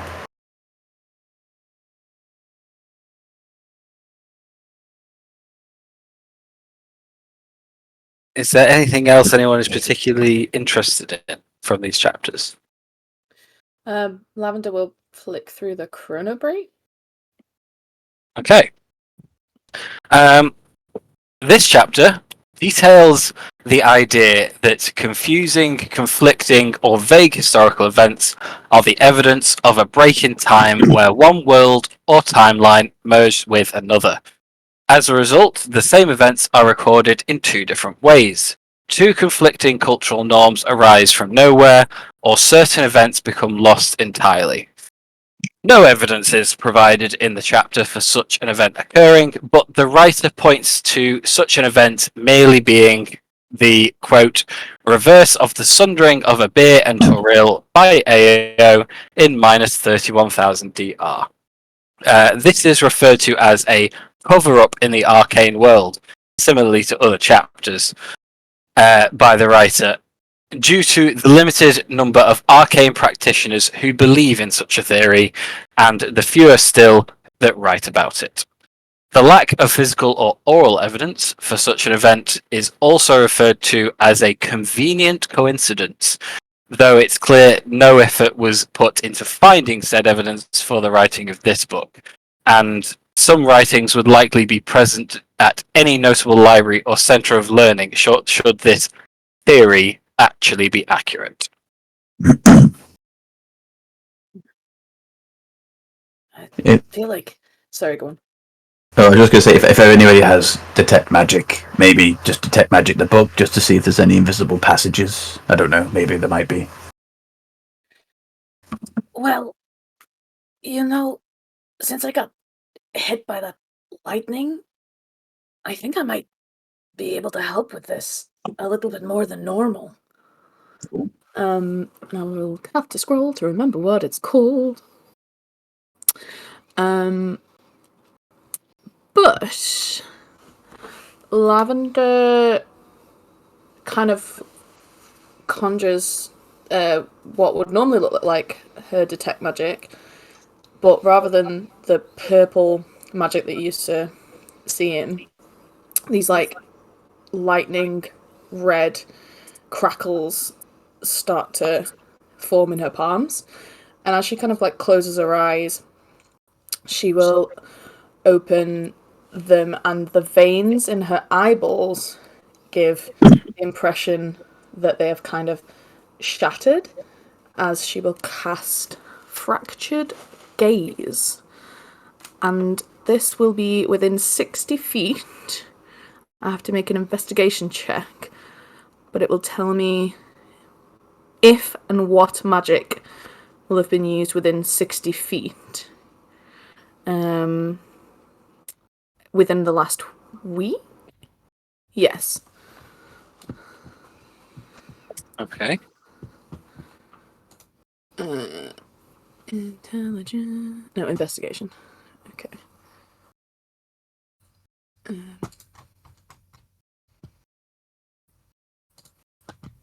Oh, -3. Nope, never mind. -2. 3.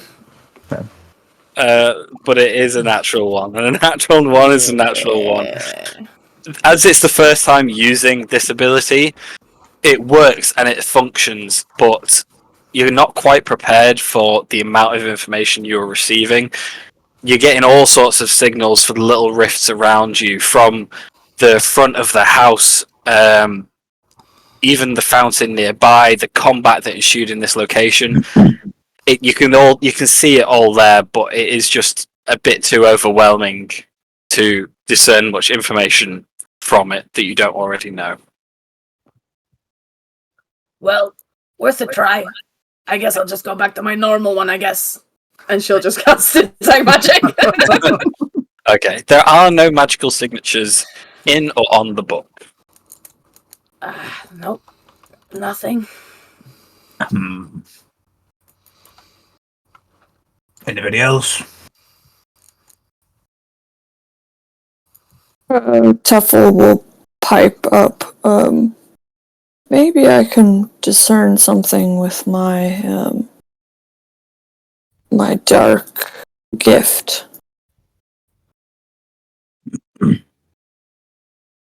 Oh, the turmoily one. Yeah, not the dark gift. That was the other thing that made me undead. What the fuck's it called? Grim. Ah, god damn it! Where is it? Is it Grim Psychometry? Yes, that's the one. Yeah, Grim Psychometry. When making an intelligence history check to recall information about a sinister or tragic history of an object or location, you have advantage in the roll. I want to I don't know much about the contents of this book, but it may have seen terrible things. Okay. And that memory, although it's just an object, may be imprinted in ways that we can't understand on a surface level. Okay, go for it. What's the roll you have to make again? History. Cool. 19, okay. Looking over the book, the pages themselves, the writing, the book as intended, doesn't give you any other information than is present in it. However, looking over it, you can see evidences of a struggle, scratch marks, the odd minute splatter of blood from it. You can clearly tell that wherever Lelalia got this book from, it was taken with force. It clearly does not have a nice past to it, and it clearly was not hers until probably recently. When I scried on her, she was looking at something. I remember lying traps, treacherous something. Can you find that page in there?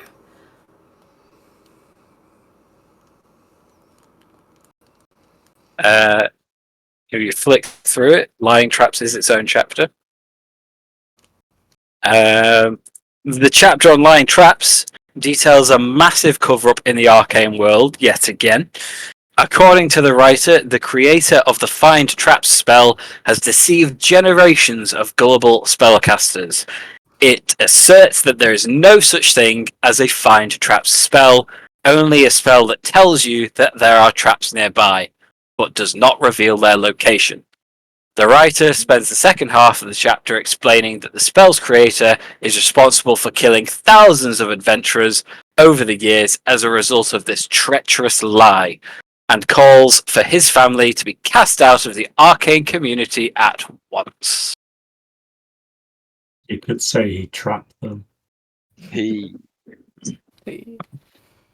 reading through, kind of skimming this. Is there any indication as to why Lilele would want this book?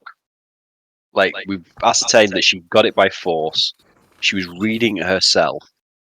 Is there anything, just from what we've read so far, that would kind of give a sense as to how this is anything that would feel like it links in, even tangentially, to the rifts, to what she's planning, like an ascent to godhood, anything like that? I have revealed the rest of the book to you.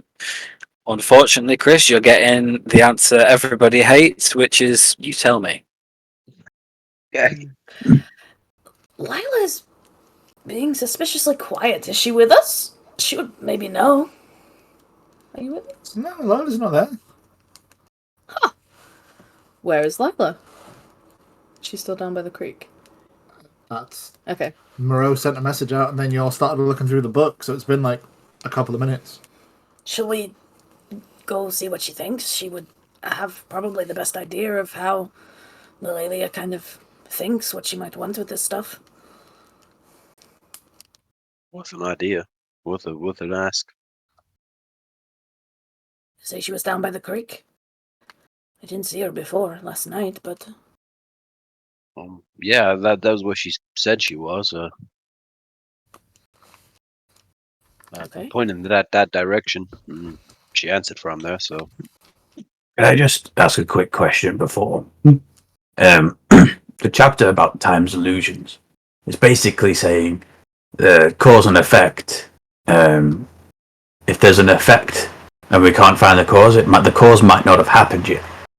And it says, as an example, things in the Feywild move at different times, so when people return from the Feywilds, they could repair before they left, sort of thing.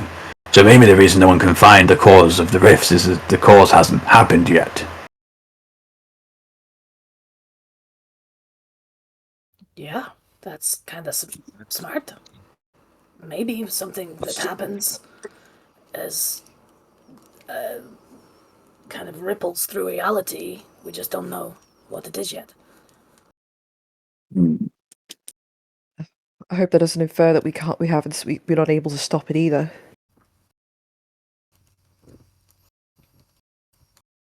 Well, I mean, this could be me being completely paranoid, but that thing that was in that plane that got let out, we let that into this plane, right? The Feywild.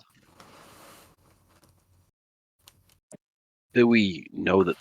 I mean, this could be totally tinfoil hat, but does that cause the rifts and create them in the past? Or is that connected? I don't know. I'm just clutching straws here. It's a good theory. That's like what you've just said is what I'm thinking. Something like that. I don't know whether that was what caused the rifts. It could well be, but something like that. When I looked into the ethereal plane whilst we were in there, I saw many different faces of this being. I don't know if perhaps, yes, maybe they have many different presences throughout the worlds. Maybe you're onto something there. Just maybe. We need to I feel we need to get to a library or something. I mean, we need to get Tia first, but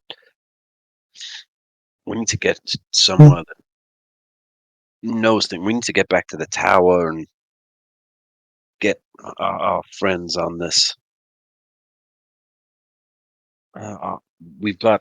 I mean, we have the whole resources of Blackstaff Tower, of all of Waterdeep. We should get people on researching this stuff as best we can, and we find out the information, bring them what we can.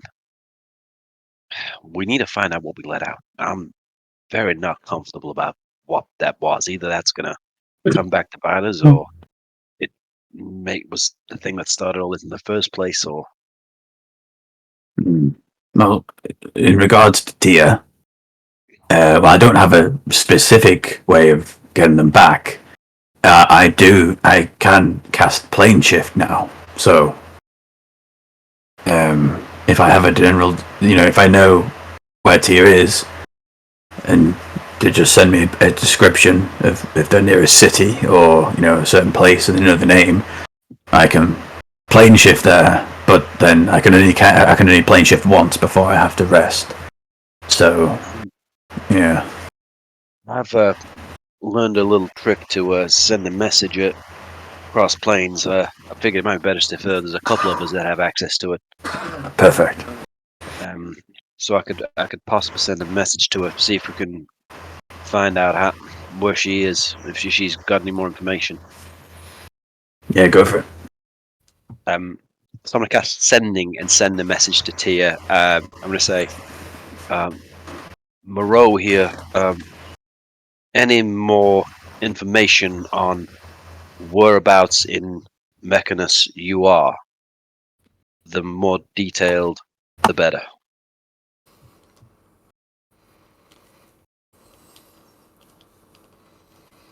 Matt, you're on mute if you're talking. I'm waiting for Tia to reply. Oh, do I have to roll though because it's cross-planar? You do.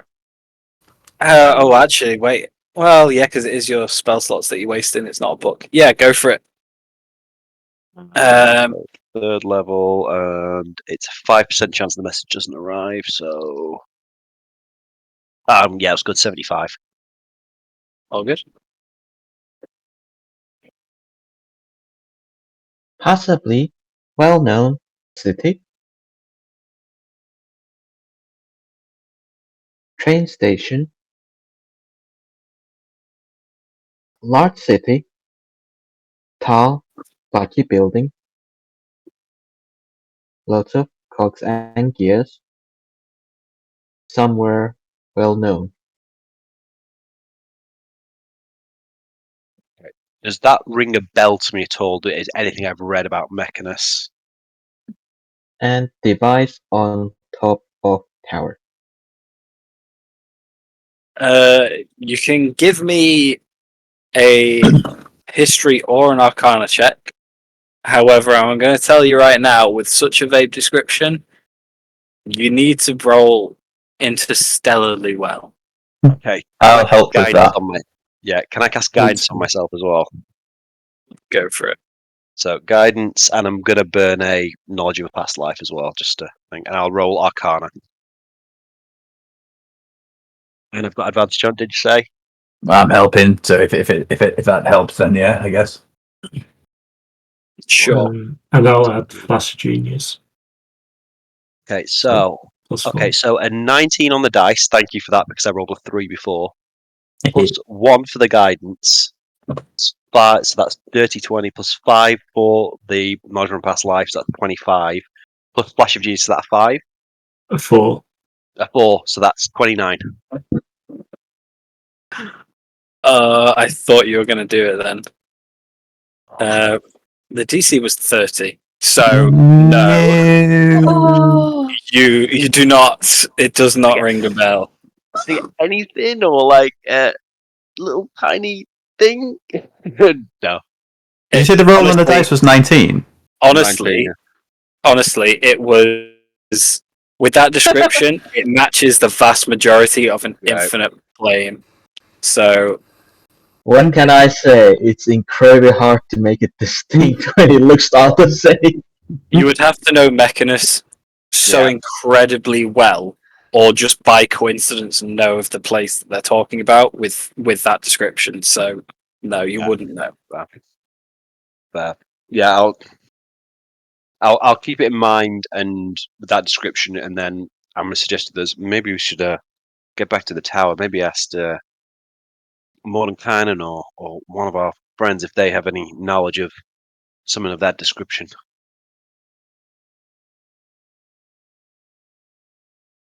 Sure thing. Well, we Oh should yeah, probably Lila. Where's find Lila?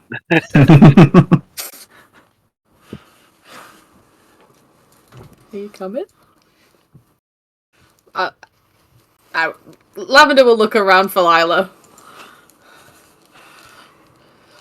Lila is indeed on the way back to the group.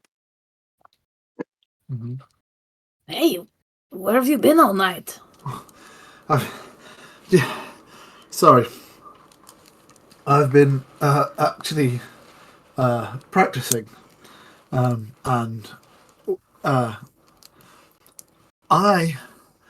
Lavender, I'm so glad that you are alive again. I'm so happy because you are an absolute genius. I am? Yes, you are. I am an idiot, and you are an absolute genius.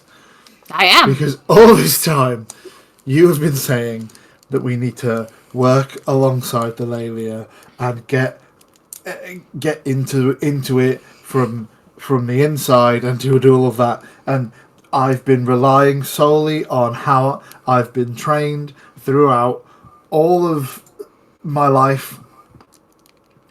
But you're right. We can't face her and what she has head on. We can't do the big heroic walk in and sweep and do it. We have to go in sneakily, and we have to go in and work it in from the inside and cause dissension and bring it all down from the inside. And I'm so sorry that I didn't understand that's exactly what you were saying this whole time, because you're a genius, and that's exactly what we have to do. We can't be the heroes of this story. We have to be the villains of her story. That's how we do it. She's not a hero.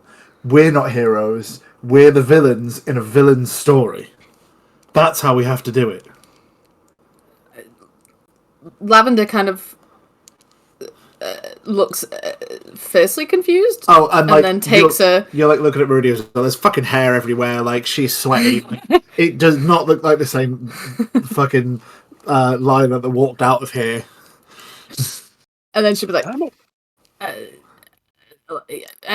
well, yes, but what do you mean? Like, we take her down by what? I mean, I tried to sow some dissent in her ranks, I suppose. Wait, and now we've killed Catherine. Is that what you're saying? Yes, there's that. If Catherine doesn't appear, or if nobody sees Catherine, or people see her, her personal retinue without her, people are going to start asking questions. You know, She is a prominent figurehead, and then Lila like starts running towards the house and takes her sword out and starts like scraping back out the pieces of Catherine's armor. Can I make an insight check on Lila and see if she's okay, or if she's just having a full-on breakdown? vibe check on Lila. For it. Yeah. That is a. Oh, now I think I get it. That's a 17 on the dice, so a 30. Now I get a 30. Oh no. With a 30, Liam, go ahead and explain what Moreau can probably pick up on. Okay, Moreau, you've seen a lot of people, and you've seen people in a lot of conditions, and you've seen people in a lot of states. This is somebody who has quite obviously gone through a recent roller coaster of emotions. You can tell that it's a little bit manic in the way that she's thinking and the way that she's talking, but you can see that whatever has led her to come to this moment seems like an actual epiphany for her, and it seems like that moment where you're looking at her and you've seen that moment where that the question that she's been asking herself, or a question that she's been asked, has plagued her for a while, and suddenly when she was least expecting it, that's the answer. The answer clicked into her head before she darts towards the blazing inferno and starts raking out pieces of Catherine. Nice. You get bits and pieces of the armor. There are some charred remains in there. Most of it's in one piece, though not good condition. That's great. That's fine. Hunter, we need to. Can I put this in the bag? And she's just like the pieces of armor that were grafted to Catherine. She's like holding them and is walking towards you while trying to balance everything. Yes, of course, shove it in. Fantastic, fantastic. Also, I just want to let you all know that I don't quite know how, but this skin, this armor was grafted, welded to her. And if you look here, and she's gonna take one of like the like a gauntlet or something, Matt, and like angle the light into it and point out what she found out in that investigation check. And Okay. if you see here, and if you look close enough, do you want to describe it, Matt, or do you want me to? You go for it. Okay, so she's pointing you all to look towards the inside of the armor, and it's all looks like dots that are there when she starts pointing them out, little tiny dots everywhere, until you realise that they're not dots, they're all points. And the points all have letters on it. On the inside of their armor are they're basically like Iron Maidens. They're encased in this armor. These things puncture the skin, and on each of these different points is a letter. And I couldn't figure it out for a little while, but then I figured it out. The Book of Silvermist is transcribed on the inside of this armor. That is their version of me having a book, the rest of us having a book. The armor is their Book of Silvermist, and each and every single letter of every word of that book is punctured into their skin that melds and grafts with it. And if that is the strength of their followers, we have destroyed it. Lavender kind of is having like this like light bulb moment, and she's like, Isn't she trying to ascend to be a god? Like, fully? Well, what gives power to a god? It's his belief, is it not? If we know that we cannot face this foe, as powerful as she is, with all the things she may or may not have her hands on, what if we spend our time dismantling that, so that when we do face her, she does not have that army behind her? Lila's head does that kind of when a cat's eyes go wild and it just makes an immediate right angle and looks at something else.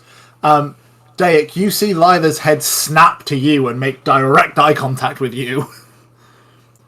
Oh shit, what? Daik, you create wonderful things, you and Tia. Are you able to fabricate books, literature?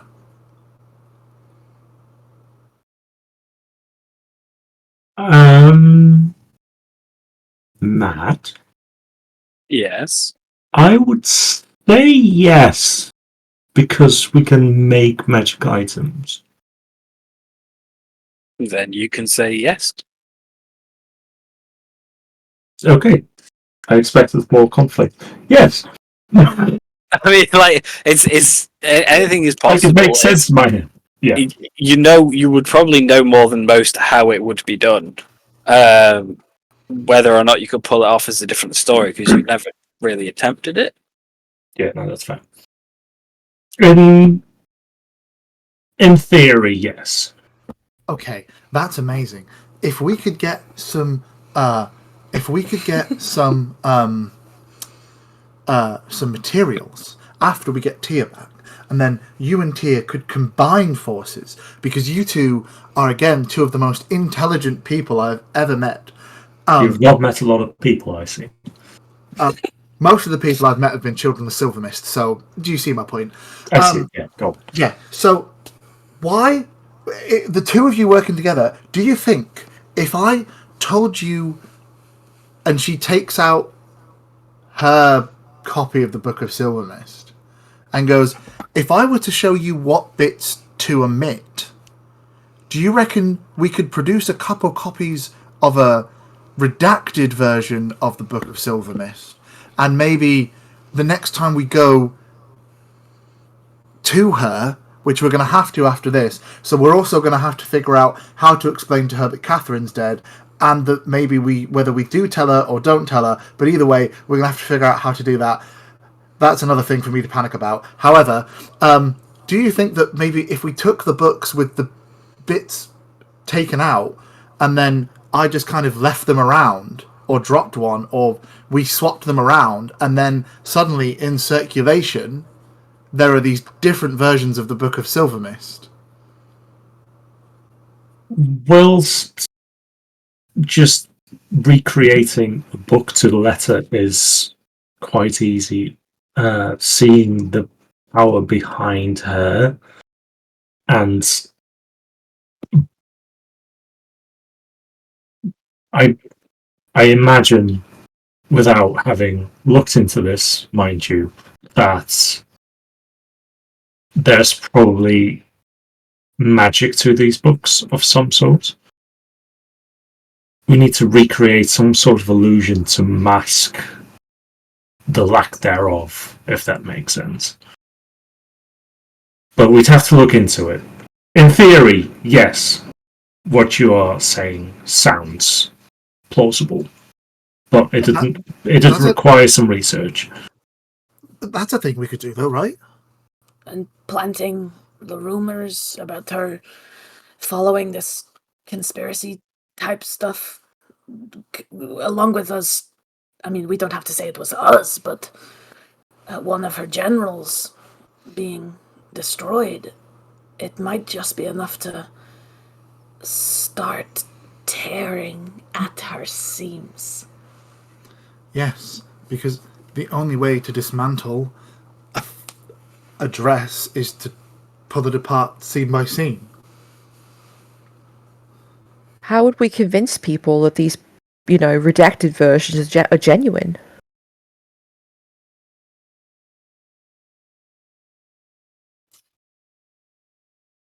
Well, again, Moreau chimes in. I believe I'm very capable of convincing a lot of people a lot of things that are not true. I can't believe I didn't come up with this plan. It is absolutely genius. as I said, we'd need to have a proper look at the book that Lila has.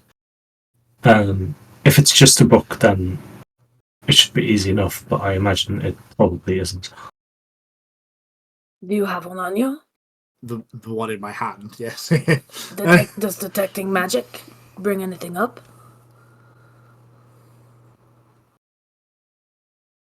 On this book of Silver Mist?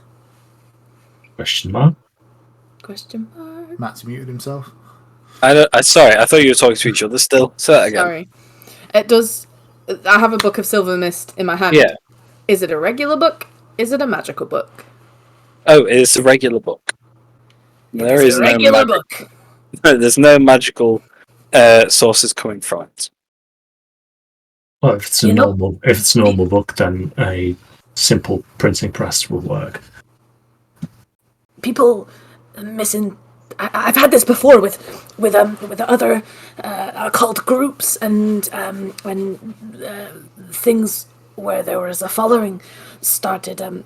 Religions and texts are consistently misinterpreted, changed, translated over time. There's nothing that we can't, start these whispers and at least weaken her grip on these followers a little bit. You, Lila, would be great at persuading people against it. Surely? I'm not really a talker. I'm more of a swinger. I mean, I also knew, her from a little bit from back in the day. I travel with her. She was very different then than she is now. Maybe the same spirit, if you like, of wanting to gain things for power, but nothing to this extent. Maybe this, kind of like all-out conspiracy zealotry would be believable if we could find a way to use that information and knowledge. You know what, Eve? Actually, I think you would have a much better effect at it than I would. We all know of stories and of tales of different things that she's done. She always does like to talk about how great she is and all the great things that she's done, as I'm sure you're aware. If we ever hook back up with Thog, if we were to sow her, then I know plenty of zealots that would die quite literally upon their own swords for a chance to have a conversation with somebody who's been in her presence, that's known her as her. All we need to do is get them to listen. So all you have to do is maybe sprinkle a little bit here and there of, oh no, well, she wasn't like that when I knew her, she was like this. Yes, Tia. That's genius. Because they're definitely a zealot who was in the presence of somebody. Like if Linvala, for example, were to be in your presence, the way that she's spoken about you and her friendship with you and Thog, and the fucking dwarf. We all know the tales of the fucking dwarf. Who outsmarted her? As Lila head still snaps like to it was. Sophia. At this moment, after 4 hours since you were all woken up the first time, and maybe an hour or two of you discussing these things, that you've realised Sophia is not here anymore. What a surprise! She's out of it. Mm-hmm. She has not been since you all started to rest. I'm sad that she's gone. I'm going to miss her. I hope she's okay. But yeah, of everyone that I've known, she was the only person to outsmart her. She stole her symbol, ran away, all sorts of things. I lied on her behalf. Oh, Eve, you genius! You absolute incredible! This small dwarf is evidence that this so-called demigod is to be outsmarted. Wait, I've got it. I've got the lie. Go on. I've got the lie. When we go back, we present the Lalia with the armour of Catherine. Or we walk back, but we parade it in a sign of reverence. Yeah, we need because other we need people to be see fully it. on this, and we need other people to see Catherine has fallen. Catherine has been slain. What we then do is we then say she came to us. We say that Catherine came to us, defying the Lalia's orders. She came to get from us the necklace because a dirty, traitorous, filthy dissenter, non-believer like myself and all of the rest of us here should never have the glory of retrieving such an important item that the Lelia personally wants back to her. So she came to us to try and get the necklace away from us. We say, well, we didn't want to give it to her, so she thought this was a perfect opportunity and started attacking us. She killed Lavender, defying the Lelia's orders not to attack us, so we had to kill her off. I mean, you can say I had the final blow or whatever, I don't really mind all that. But then, not only that, but then somebody who is just Lila slayed an honoured saint. And that's in the level of power rankings. If it were to hear out that somebody at just a battle sister level is the one who slayed an honoured saint, that's enough to send ripples through it as well. And then we say that the necklace was taken by Sophia. We'll call it the necklace was taken by the fucking dwarf, and she went. The Lelia will believe that, and then the Lelia will double their efforts to go after Sophia because of the. Whoa! I'm not particularly happy sending a demigod wannabe after one of my friends. Also, would she not potentially notice the power shift of whatever we released? The question. Yeah, We didn't release it. Sophia took the necklace off of us and disappeared with it. Sophia broke the necklace. Sophia released it. Not our fault again. My one question here is, for Lila to work, it has to be somewhat believable. Is it, from everything you've said about Catherine, is it believable that she would defy Lelelia's orders like that? She did, Would though. Lelelia was? Only when we pushed her. But she still did it, though. We don't have to say we swung first.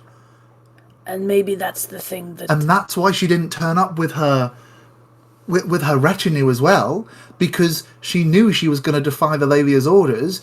Being an honoured saint, she thought she was powerful enough to take us all on if she wanted to, which she did.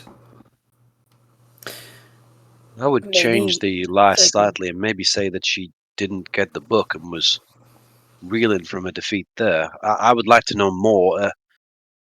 I feel that previously we walked into these situations with too little information. Lelia's always been one step ahead of us. I like the plan, but we need to make sure this is airtight. As airtight as possible. She's not infallible. Sorry, no, Mara, she's go not. ahead. You're correct, Eve. She isn't infallible, but she is very, very wily and very, very smart. The reason I say that is because she never knew that it was it was Sophia who stole her charms. She got it. I just told her that I found them and they dropped them, and she believed me, even though she was angry about it. So she's not all-knowing, despite the fact she likes to give the impression she is. Maybe a wild idea would be an idea to have someone cast Modify Memory on the vast majority of us. So we believe this story ourselves in case she does some form of mind reading. I could do that if you wanted. That's very I have good. the capability to do that. I am. What were you going to say? Sorry, Lavender. That she thinks that she's invincible, and perhaps killing and being shown to have killed Catherine will also shake her belief in herself too. I think also on the note about the Modify Memory, quickly, thank you for this device that you've hooked up to me for my blood pressure. Dick. Yeah, no problem. You need to make sure you stay healthy. That we could also do with deciding where to hide this book and then forgetting about it. As much as I would normally agree with that, one concern of mine is if we're going to find out what this creature is that we released, might we need it? Might the knowledge be in there and nowhere else? Or is it too dangerous? I don't know. Is it worth knowing what that thing is, or is it just worth knowing that we need to stop it? I mean, I love a good book. I'm willing to try and read it, but I don't know what it might do to me. I have an idea on that front. Seems somewhat fitting that a book so evil should perhaps disappear. I don't know how easy it is for Lilia to get into the domains of dread, but what if we put it there? The dark powers could protect it. They don't seem to like Lilia very much. And they choose who enters and who goes. And they would not use it themselves. Yeah, it's a book of evil. Giving it over to dark powers doesn't fill me with They joy. have their own. I mean, in theory, they imprison evil people. That's why they kept Strahd there, Rex Aslan, many others. No one quite knows who they are, but I don't think they'd have a use for it. It's not really what they want to do.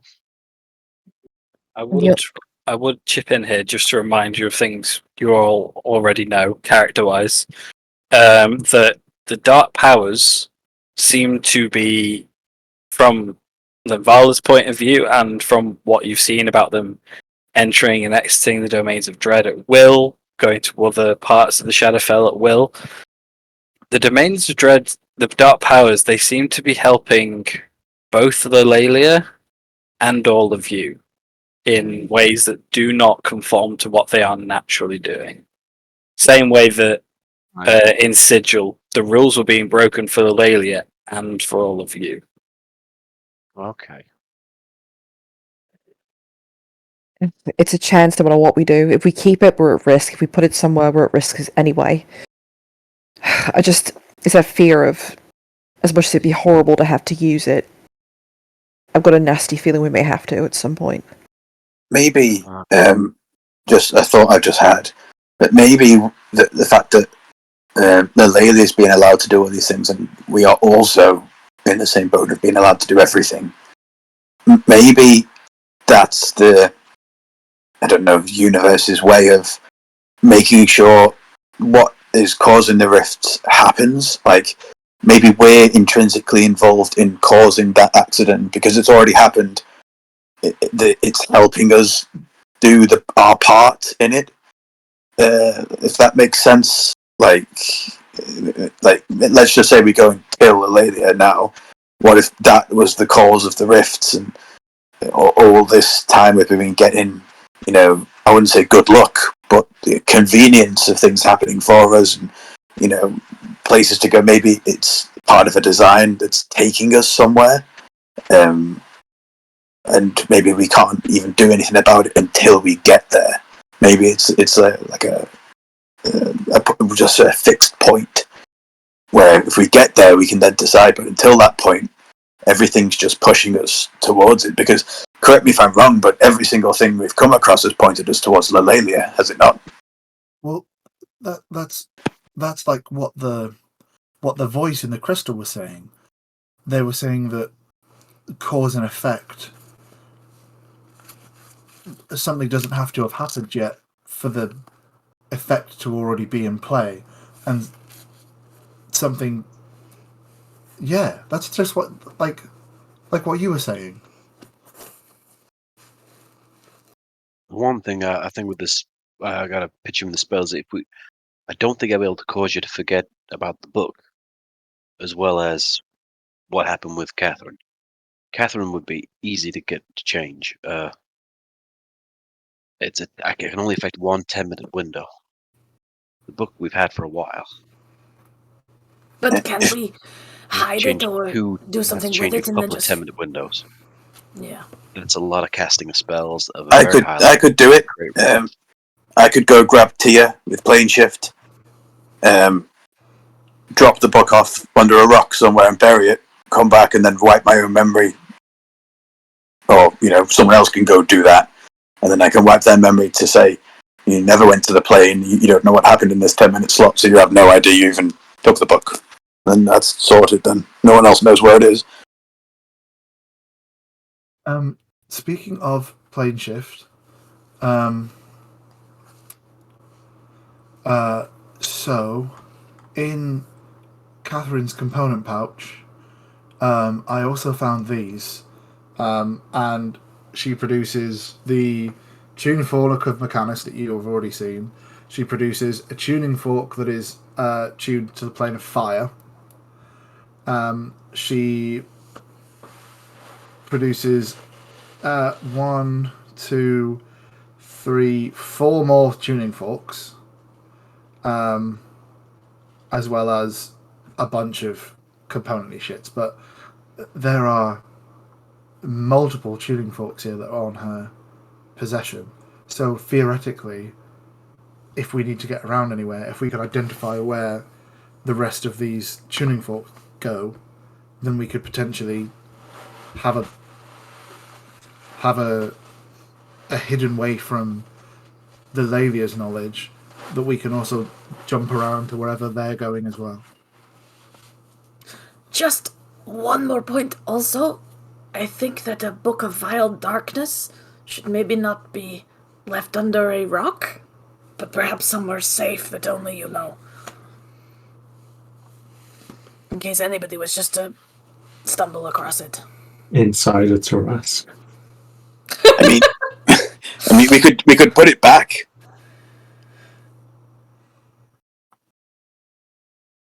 Where it was? I mean, it wasn't there when Lelelia's forces went to it, so they're not going to look there again, are they? Didn't you both nearly die? But that's a matter of opinion. Correction, Ribbit nearly died, and Hunter almost got trapped forever in the Pokeball necklace. I can break out of that, it's fine. Or somewhat, I don't know. Insight check. Go for it. On what? Persuasion or deception, Hunter, on whether you can break out of the Pokeball necklace. Don't tell us which, just tell us the number. Derek, insight check him. Hold on. It's 18. I was about to click on the thing and roll it, so I'm just going to roll a d20. Don't roll it in that.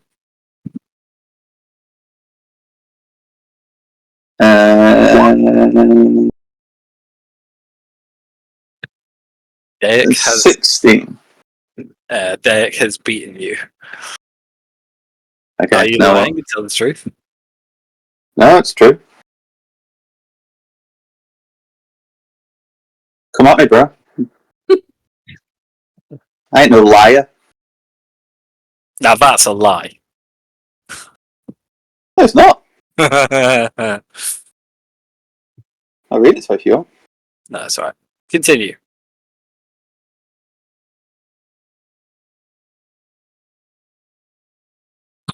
You're talking about putting it back and almost Just dying. putting it somewhere where, well, it sounds obvious, but where no one's going to look. Don't know, maybe. Don't know, if you just put a bag of holding somewhere with it inside, it's going to be at least a while before somebody pulls it out, because you have to know it's in there to pull it out. So if you just get a bag of holding and put it in, and then just leave the bag of holding there merchant, it will just get sold, and someone will carry around the most evil thing of all time, but they won't know it. You have For a some while. sort of Jumanji outcome. Yeah. Well, you could go into someone's, you could do like an Inception thing and just keep going into different realities within realities within realities within realities, and then just come back, and then that's quite hidden then. But What if we go into that place? Where was it again? Okay, I've forgotten. Yeah, no, I've forgotten. The what's the Astral Sea or someplace where this massive monster nearly chomped us. Oh, the bag of holding goes.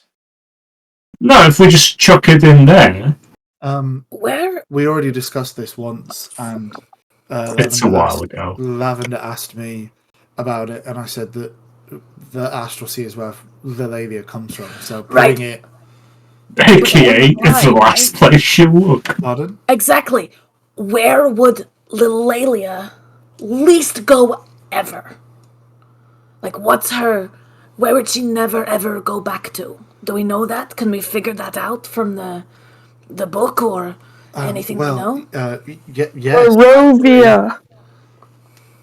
And Lila will just go to the start of her Book of Silver Mist and read through it to you, going that basically, like, the condensed version of the part she's reading is that the Lavia is an old god that was forgotten about, like so many other gods before her, and she was drifting lifeless in the Astral Sea until Vespilia stumbled upon her. So the one place that Lila thinks that she wouldn't go back to is the place that she was imprisoned, in quotation marks, for such a long time, which would have been the Astral Sea. So Teo maybe might be able to look after it for us if we both ask nicely. I don't think he would do that. We could certainly try. I can't just like call him. You know what I mean? I've not got like his. I can't just... What do you mean? Like, he's your on speed god? Don't you talk to him all the time?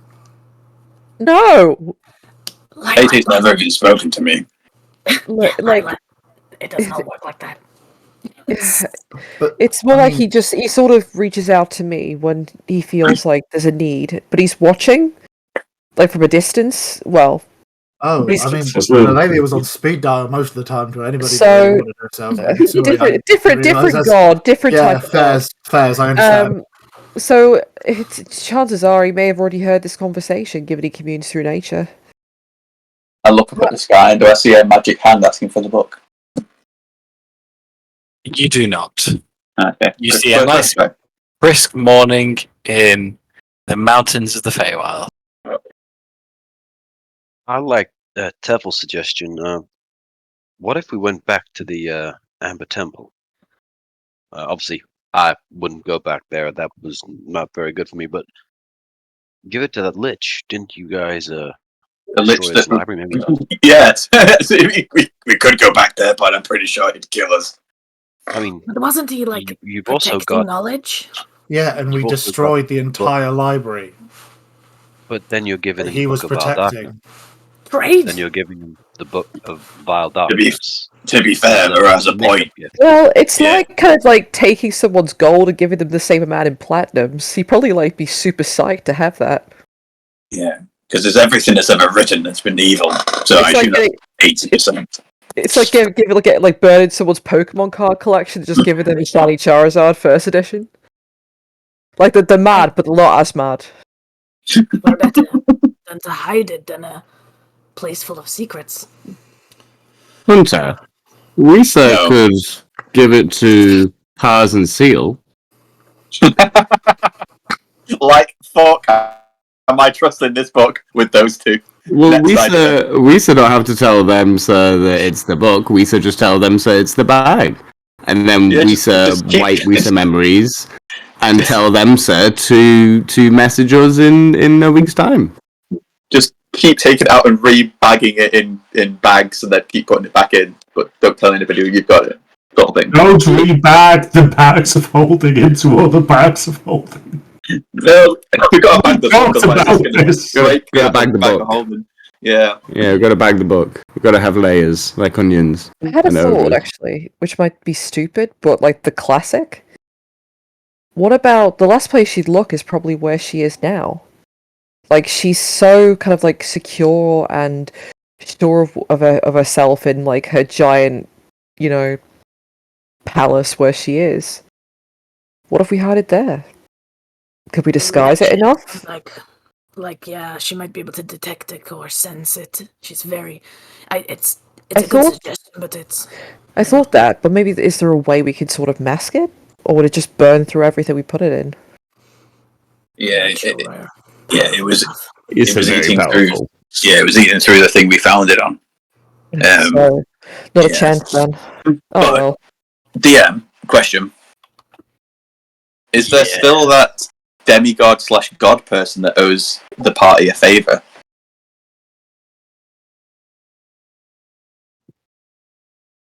What? The one where we merged them back together. And The they one said who he owed you us one? originally stabbed in the face. Yeah, but then when he got whole again, he was like, "Oh, you know, you can ask a favor from me."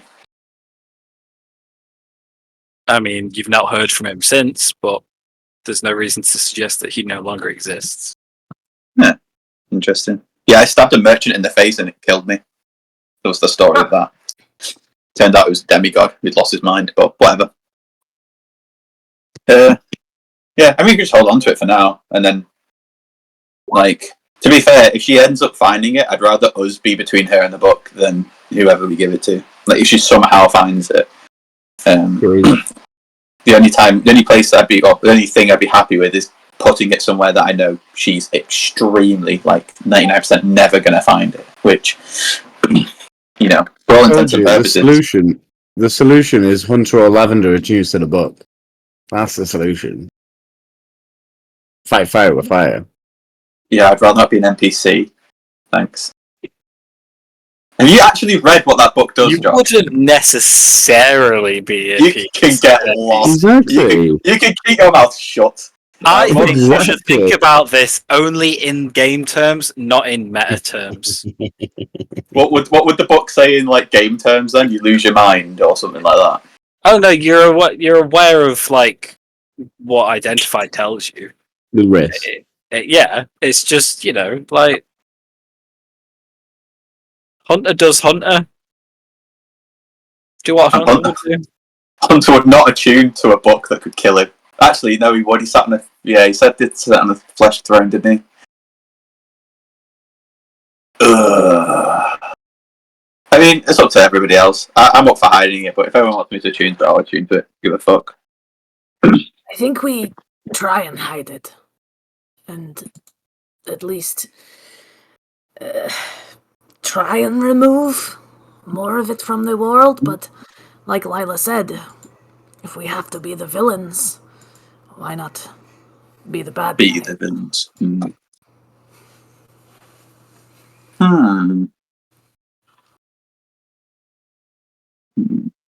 I mean, just think of it like this. This is how I think of it. Is you see these stone slabs that are here? If we just took one up now and put the book underneath it and put it back down, who's gonna know?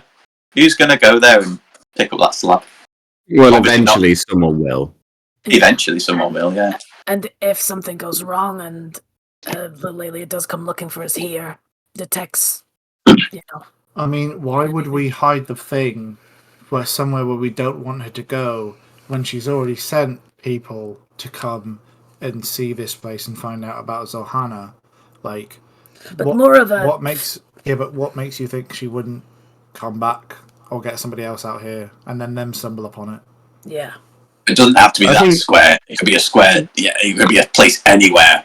Random. I think the problem becomes that she's an incredibly powerful being, and Misa sure that Shisa have large range of detection. That if Shisa had any kind of inkling, or for whatever reason went to location, Shisa would be able to find. How long do you have in limbo before you? What's that? Sorry. I said, whereas exactly, Ribbit, and with us, we've got the bag of holding. So if she tries to detect it, it's technically in its own plane of existence. So she can't detect that we have it. Yeah, the only problem there becomes if she asks us and if we are lying. And as long as we're not lying, it's not a problem. I think the best option for the most part, I think, keeping it on us. No, we don't have the book because the book's on another plane. We don't have the book. The book's somewhere else. We could get to the book. I have a right. Can I just remind you all? Can I remind you of one thing? Because I think you're thinking too much about stats rather than people interactions. Even if you are 100% telling the truth, it does not necessarily mean someone will believe you. I have an idea. Do not let that influence your decision making. I'm just saying the caveat of saying, well, we're telling the truth doesn't mean your plan will work. Please don't let that give you a false sense of security about anything. Can I make a really, really, really dumb suggestion? Always. We need we sort of an agreement that we need to get away with looking genuinely like we don't know where it is. We don't really have a secure way of hiding it because no matter what, we know that she'll probably, or someone else worse will eventually find it. So chances are it's probably weirdly safest on us. What if we all modify our memories and just tell Mushroom? Wow. Because, well, that's it. Because she's not going to talk to a cat. That's true. The cat will know what the book is, where it is. And I do apologise for this, Lavender. I really am sorry. But then if Mushroom were to die, the secret would die with Mushroom. So then we would also, know. the other problem with the modify memory strat is that if we keep it in the bag of holding, then it disappears into the astral sea. Yeah, one of us would have to know it's in there. Yeah, we need someone, or there needs to be some way for us to relearn about it after a period of time, so that at least someone can rebag it when necessary. Oh, DM. Yes. Would I know, as the mad arcanist that I am, how long one could stay in limbo before going absolutely crazy? Give me an Arcana check. Slaps. I was hoping for a yeah, but okay. Have you ever been there? No, I've read loads about it. Not with an 11. You know it's a plane of madness, but that's about it. If Hunter is musing that out loud, could Lila possibly make a religion check? For what? For knowledge about that plane, and hopefully that any... Not a religion check. You can make an Arcana check, but the DC is going to be slightly higher. Alright, I'll go for it. Why not? I'll give it a bosh. Come on, natty 20. Nope. Not in the slightest. Because I could take it there and then leave it there. Then no one's getting it. Does... Sorry, Matt. I was just going to say, for the next minute or two, while you seem to all be stuck in a bit of analysis paralysis, you need a bit of time to think of this clearly. What are you all doing as a group next? Not what the end goal is, just what is you guys' next step? Where You're in the Feywild. Time-wise? You're in the Feywild the next morning after the ball, stood in front of a smouldering building. Yeah. So, what is the plan? It's currently the 23rd. No, it's not. It's the 2nd of Uktar at about 8:30 in the morning. DM question. Based on, obviously, what I just mentioned before, do I actually know where Tia is? Given I did actually roll a 14, it was my mistake. I'm happy to leave it if it's not, because I didn't say it at the time. It's fine, because nothing has actually progressed. You're still in the same discussion. Yeah. So would I know where Tia is You based do on ponder on it, and weirdly, given the weird nature of the one building she described, you can't be certain, but one of the more famous locations in Mechanus is the observatory. And it kind of sounds like it could be that, but it is still a long shot. It's a start. I think I would suggest that to the group that we need to get here. 100%. From a metagame perspective, it's not fair on you. Don't you have a tuning we need to get here.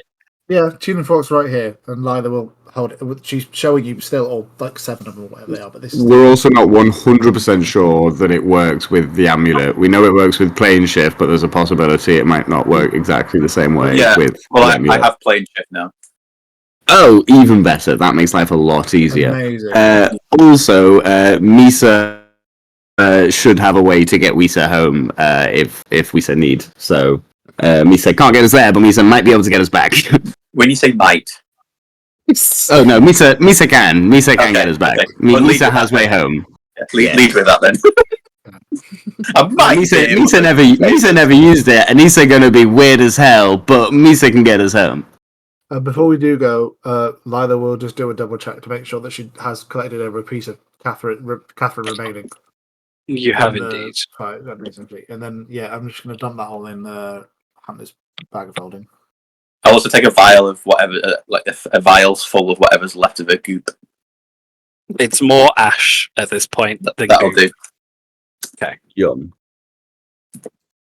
Oh, also, Tefel, you need crushed gems, right? For your artistry. All the gems. Okay. Then I have this for you, and Lila starts rooting around in Catherine's component pouch. And she gives you 200 GP worth of powdered diamond. 200 GP. And it's powdered already? Powdered diamond, yeah. Let me write that down. Excellent. Also 100 GP's worth of jade dust. Ooh. Assuming that you can work with jade. I don't know yet. Okay. And then 1,000 GP's worth of ruby Ooh. dust. Ooh. I'm Was aroused. this the real loot from this fight? That was the front. Real loot is the friends we made along the way. Damn it! Amazing. That's all the gem stuff I have in here, unfortunately. But I appreciate. Well, that's fantastic. I don't know what they all do yet, but I'll add them to my repertoire. Nice. I just wanted to say that I appreciate you and I appreciate the conversation that we had. So thank you. Oh, likewise, my friend. I'll have to hook you up with a tattoo one of these days. Definitely, 100%.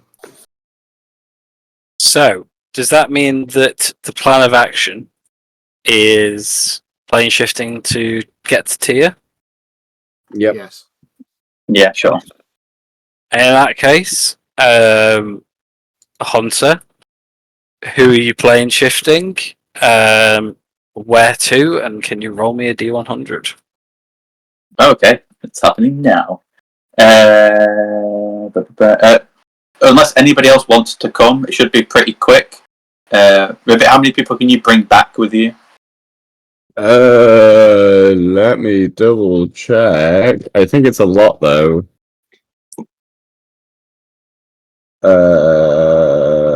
Where is it? 78? It is up to 8. Okay, 8 plus me, so 9 total. We could all go if you really wanted to. I mean, it might be best just for safety and also keeping everyone together. Yeah, it's always good to see new places. We Get lost in limbo. At least we've got each other for 6 seconds or however long it is. Exactly. A minute. Oh yeah, maybe we should tell Tia that there's a possibility of that happening. There isn't now. There might be with yours. I don't know about your about mine. Oh no, you're safe. Okay, we're fine then. Smashing. Mine's fine. It's just going to be trippy as hell. Yeah. Did you roll your D100? Yeah, 78. Okay, in that case, where are you going? To the observatory of the, what was the plane called, Lila? Mechanis. The what? Mechanis. Of Mechanis. And Or, if it works, Tia on the plane of Mechanis. that would not, as Tia is not a location. unless they're already being revered as a god there, and there's a statue. But probably not. Yeah, in one fell swoop, you guys disappear in a purple flash, leaving behind Zorhana with her burnt down house, and without your reunited and then disappeared friend Sophia. And you arrive. We'll find out next week. I can't insurance. Bye. As long as we're together. Doesn't matter if we go absolutely mental. Are we together? As plane shift pops off, Lila will turn to Dake and go, "Oh, do you have any parchment and a writing implement I could borrow, by the way?" I will let you know next week. Find out next time. Dake has literature. All I'll say is don't forget about those tuning forks, because if they get lost in Liam's character sheet, you'll never remember about them or see them again. You can identify. Those are important! No, not necessarily. It's just with little things. If people loot them and then be like, "Oh, I'll get back to them later," and I don't write them down properly or don't remember to get back to them, you could miss things you'd want to not. So now that we have friendship, they are mouse, for important. example. Yeah, I can only do that once every 8 hours, though. But basically once a day, every long rest. Still, we can go pretty much anywhere, and I should be able to take us back from pretty much anywhere. Oh wait, bear in mind, twice. You do it twice a day. Just bear in mind, you have just finished a long rest, and you can't get the benefits of one for 24 hours. I can do it twice. It's fine. As long as my armor still works, I can regain a spell slot. Of what level? Any level? I think it's not any level. Is it not? No. No, but no, I can't. I think it's just never been relevant. Yeah. I believe it's 6th level or lower. Well, either way, as long as you can get us there, I can get us back. No, it is. Done. I don't even know my armor still works. I'll have to test it out when we get there. Right. I'll see you next week, guys. Adios! Thanks, guys. Everyone. Come up with an actual plan. Put it in the chat. Put it in the chat of what you actually want to do. No plan is How you fine. gonna do it. That's what I want to do is save Tia. Yes. Let's save Tia.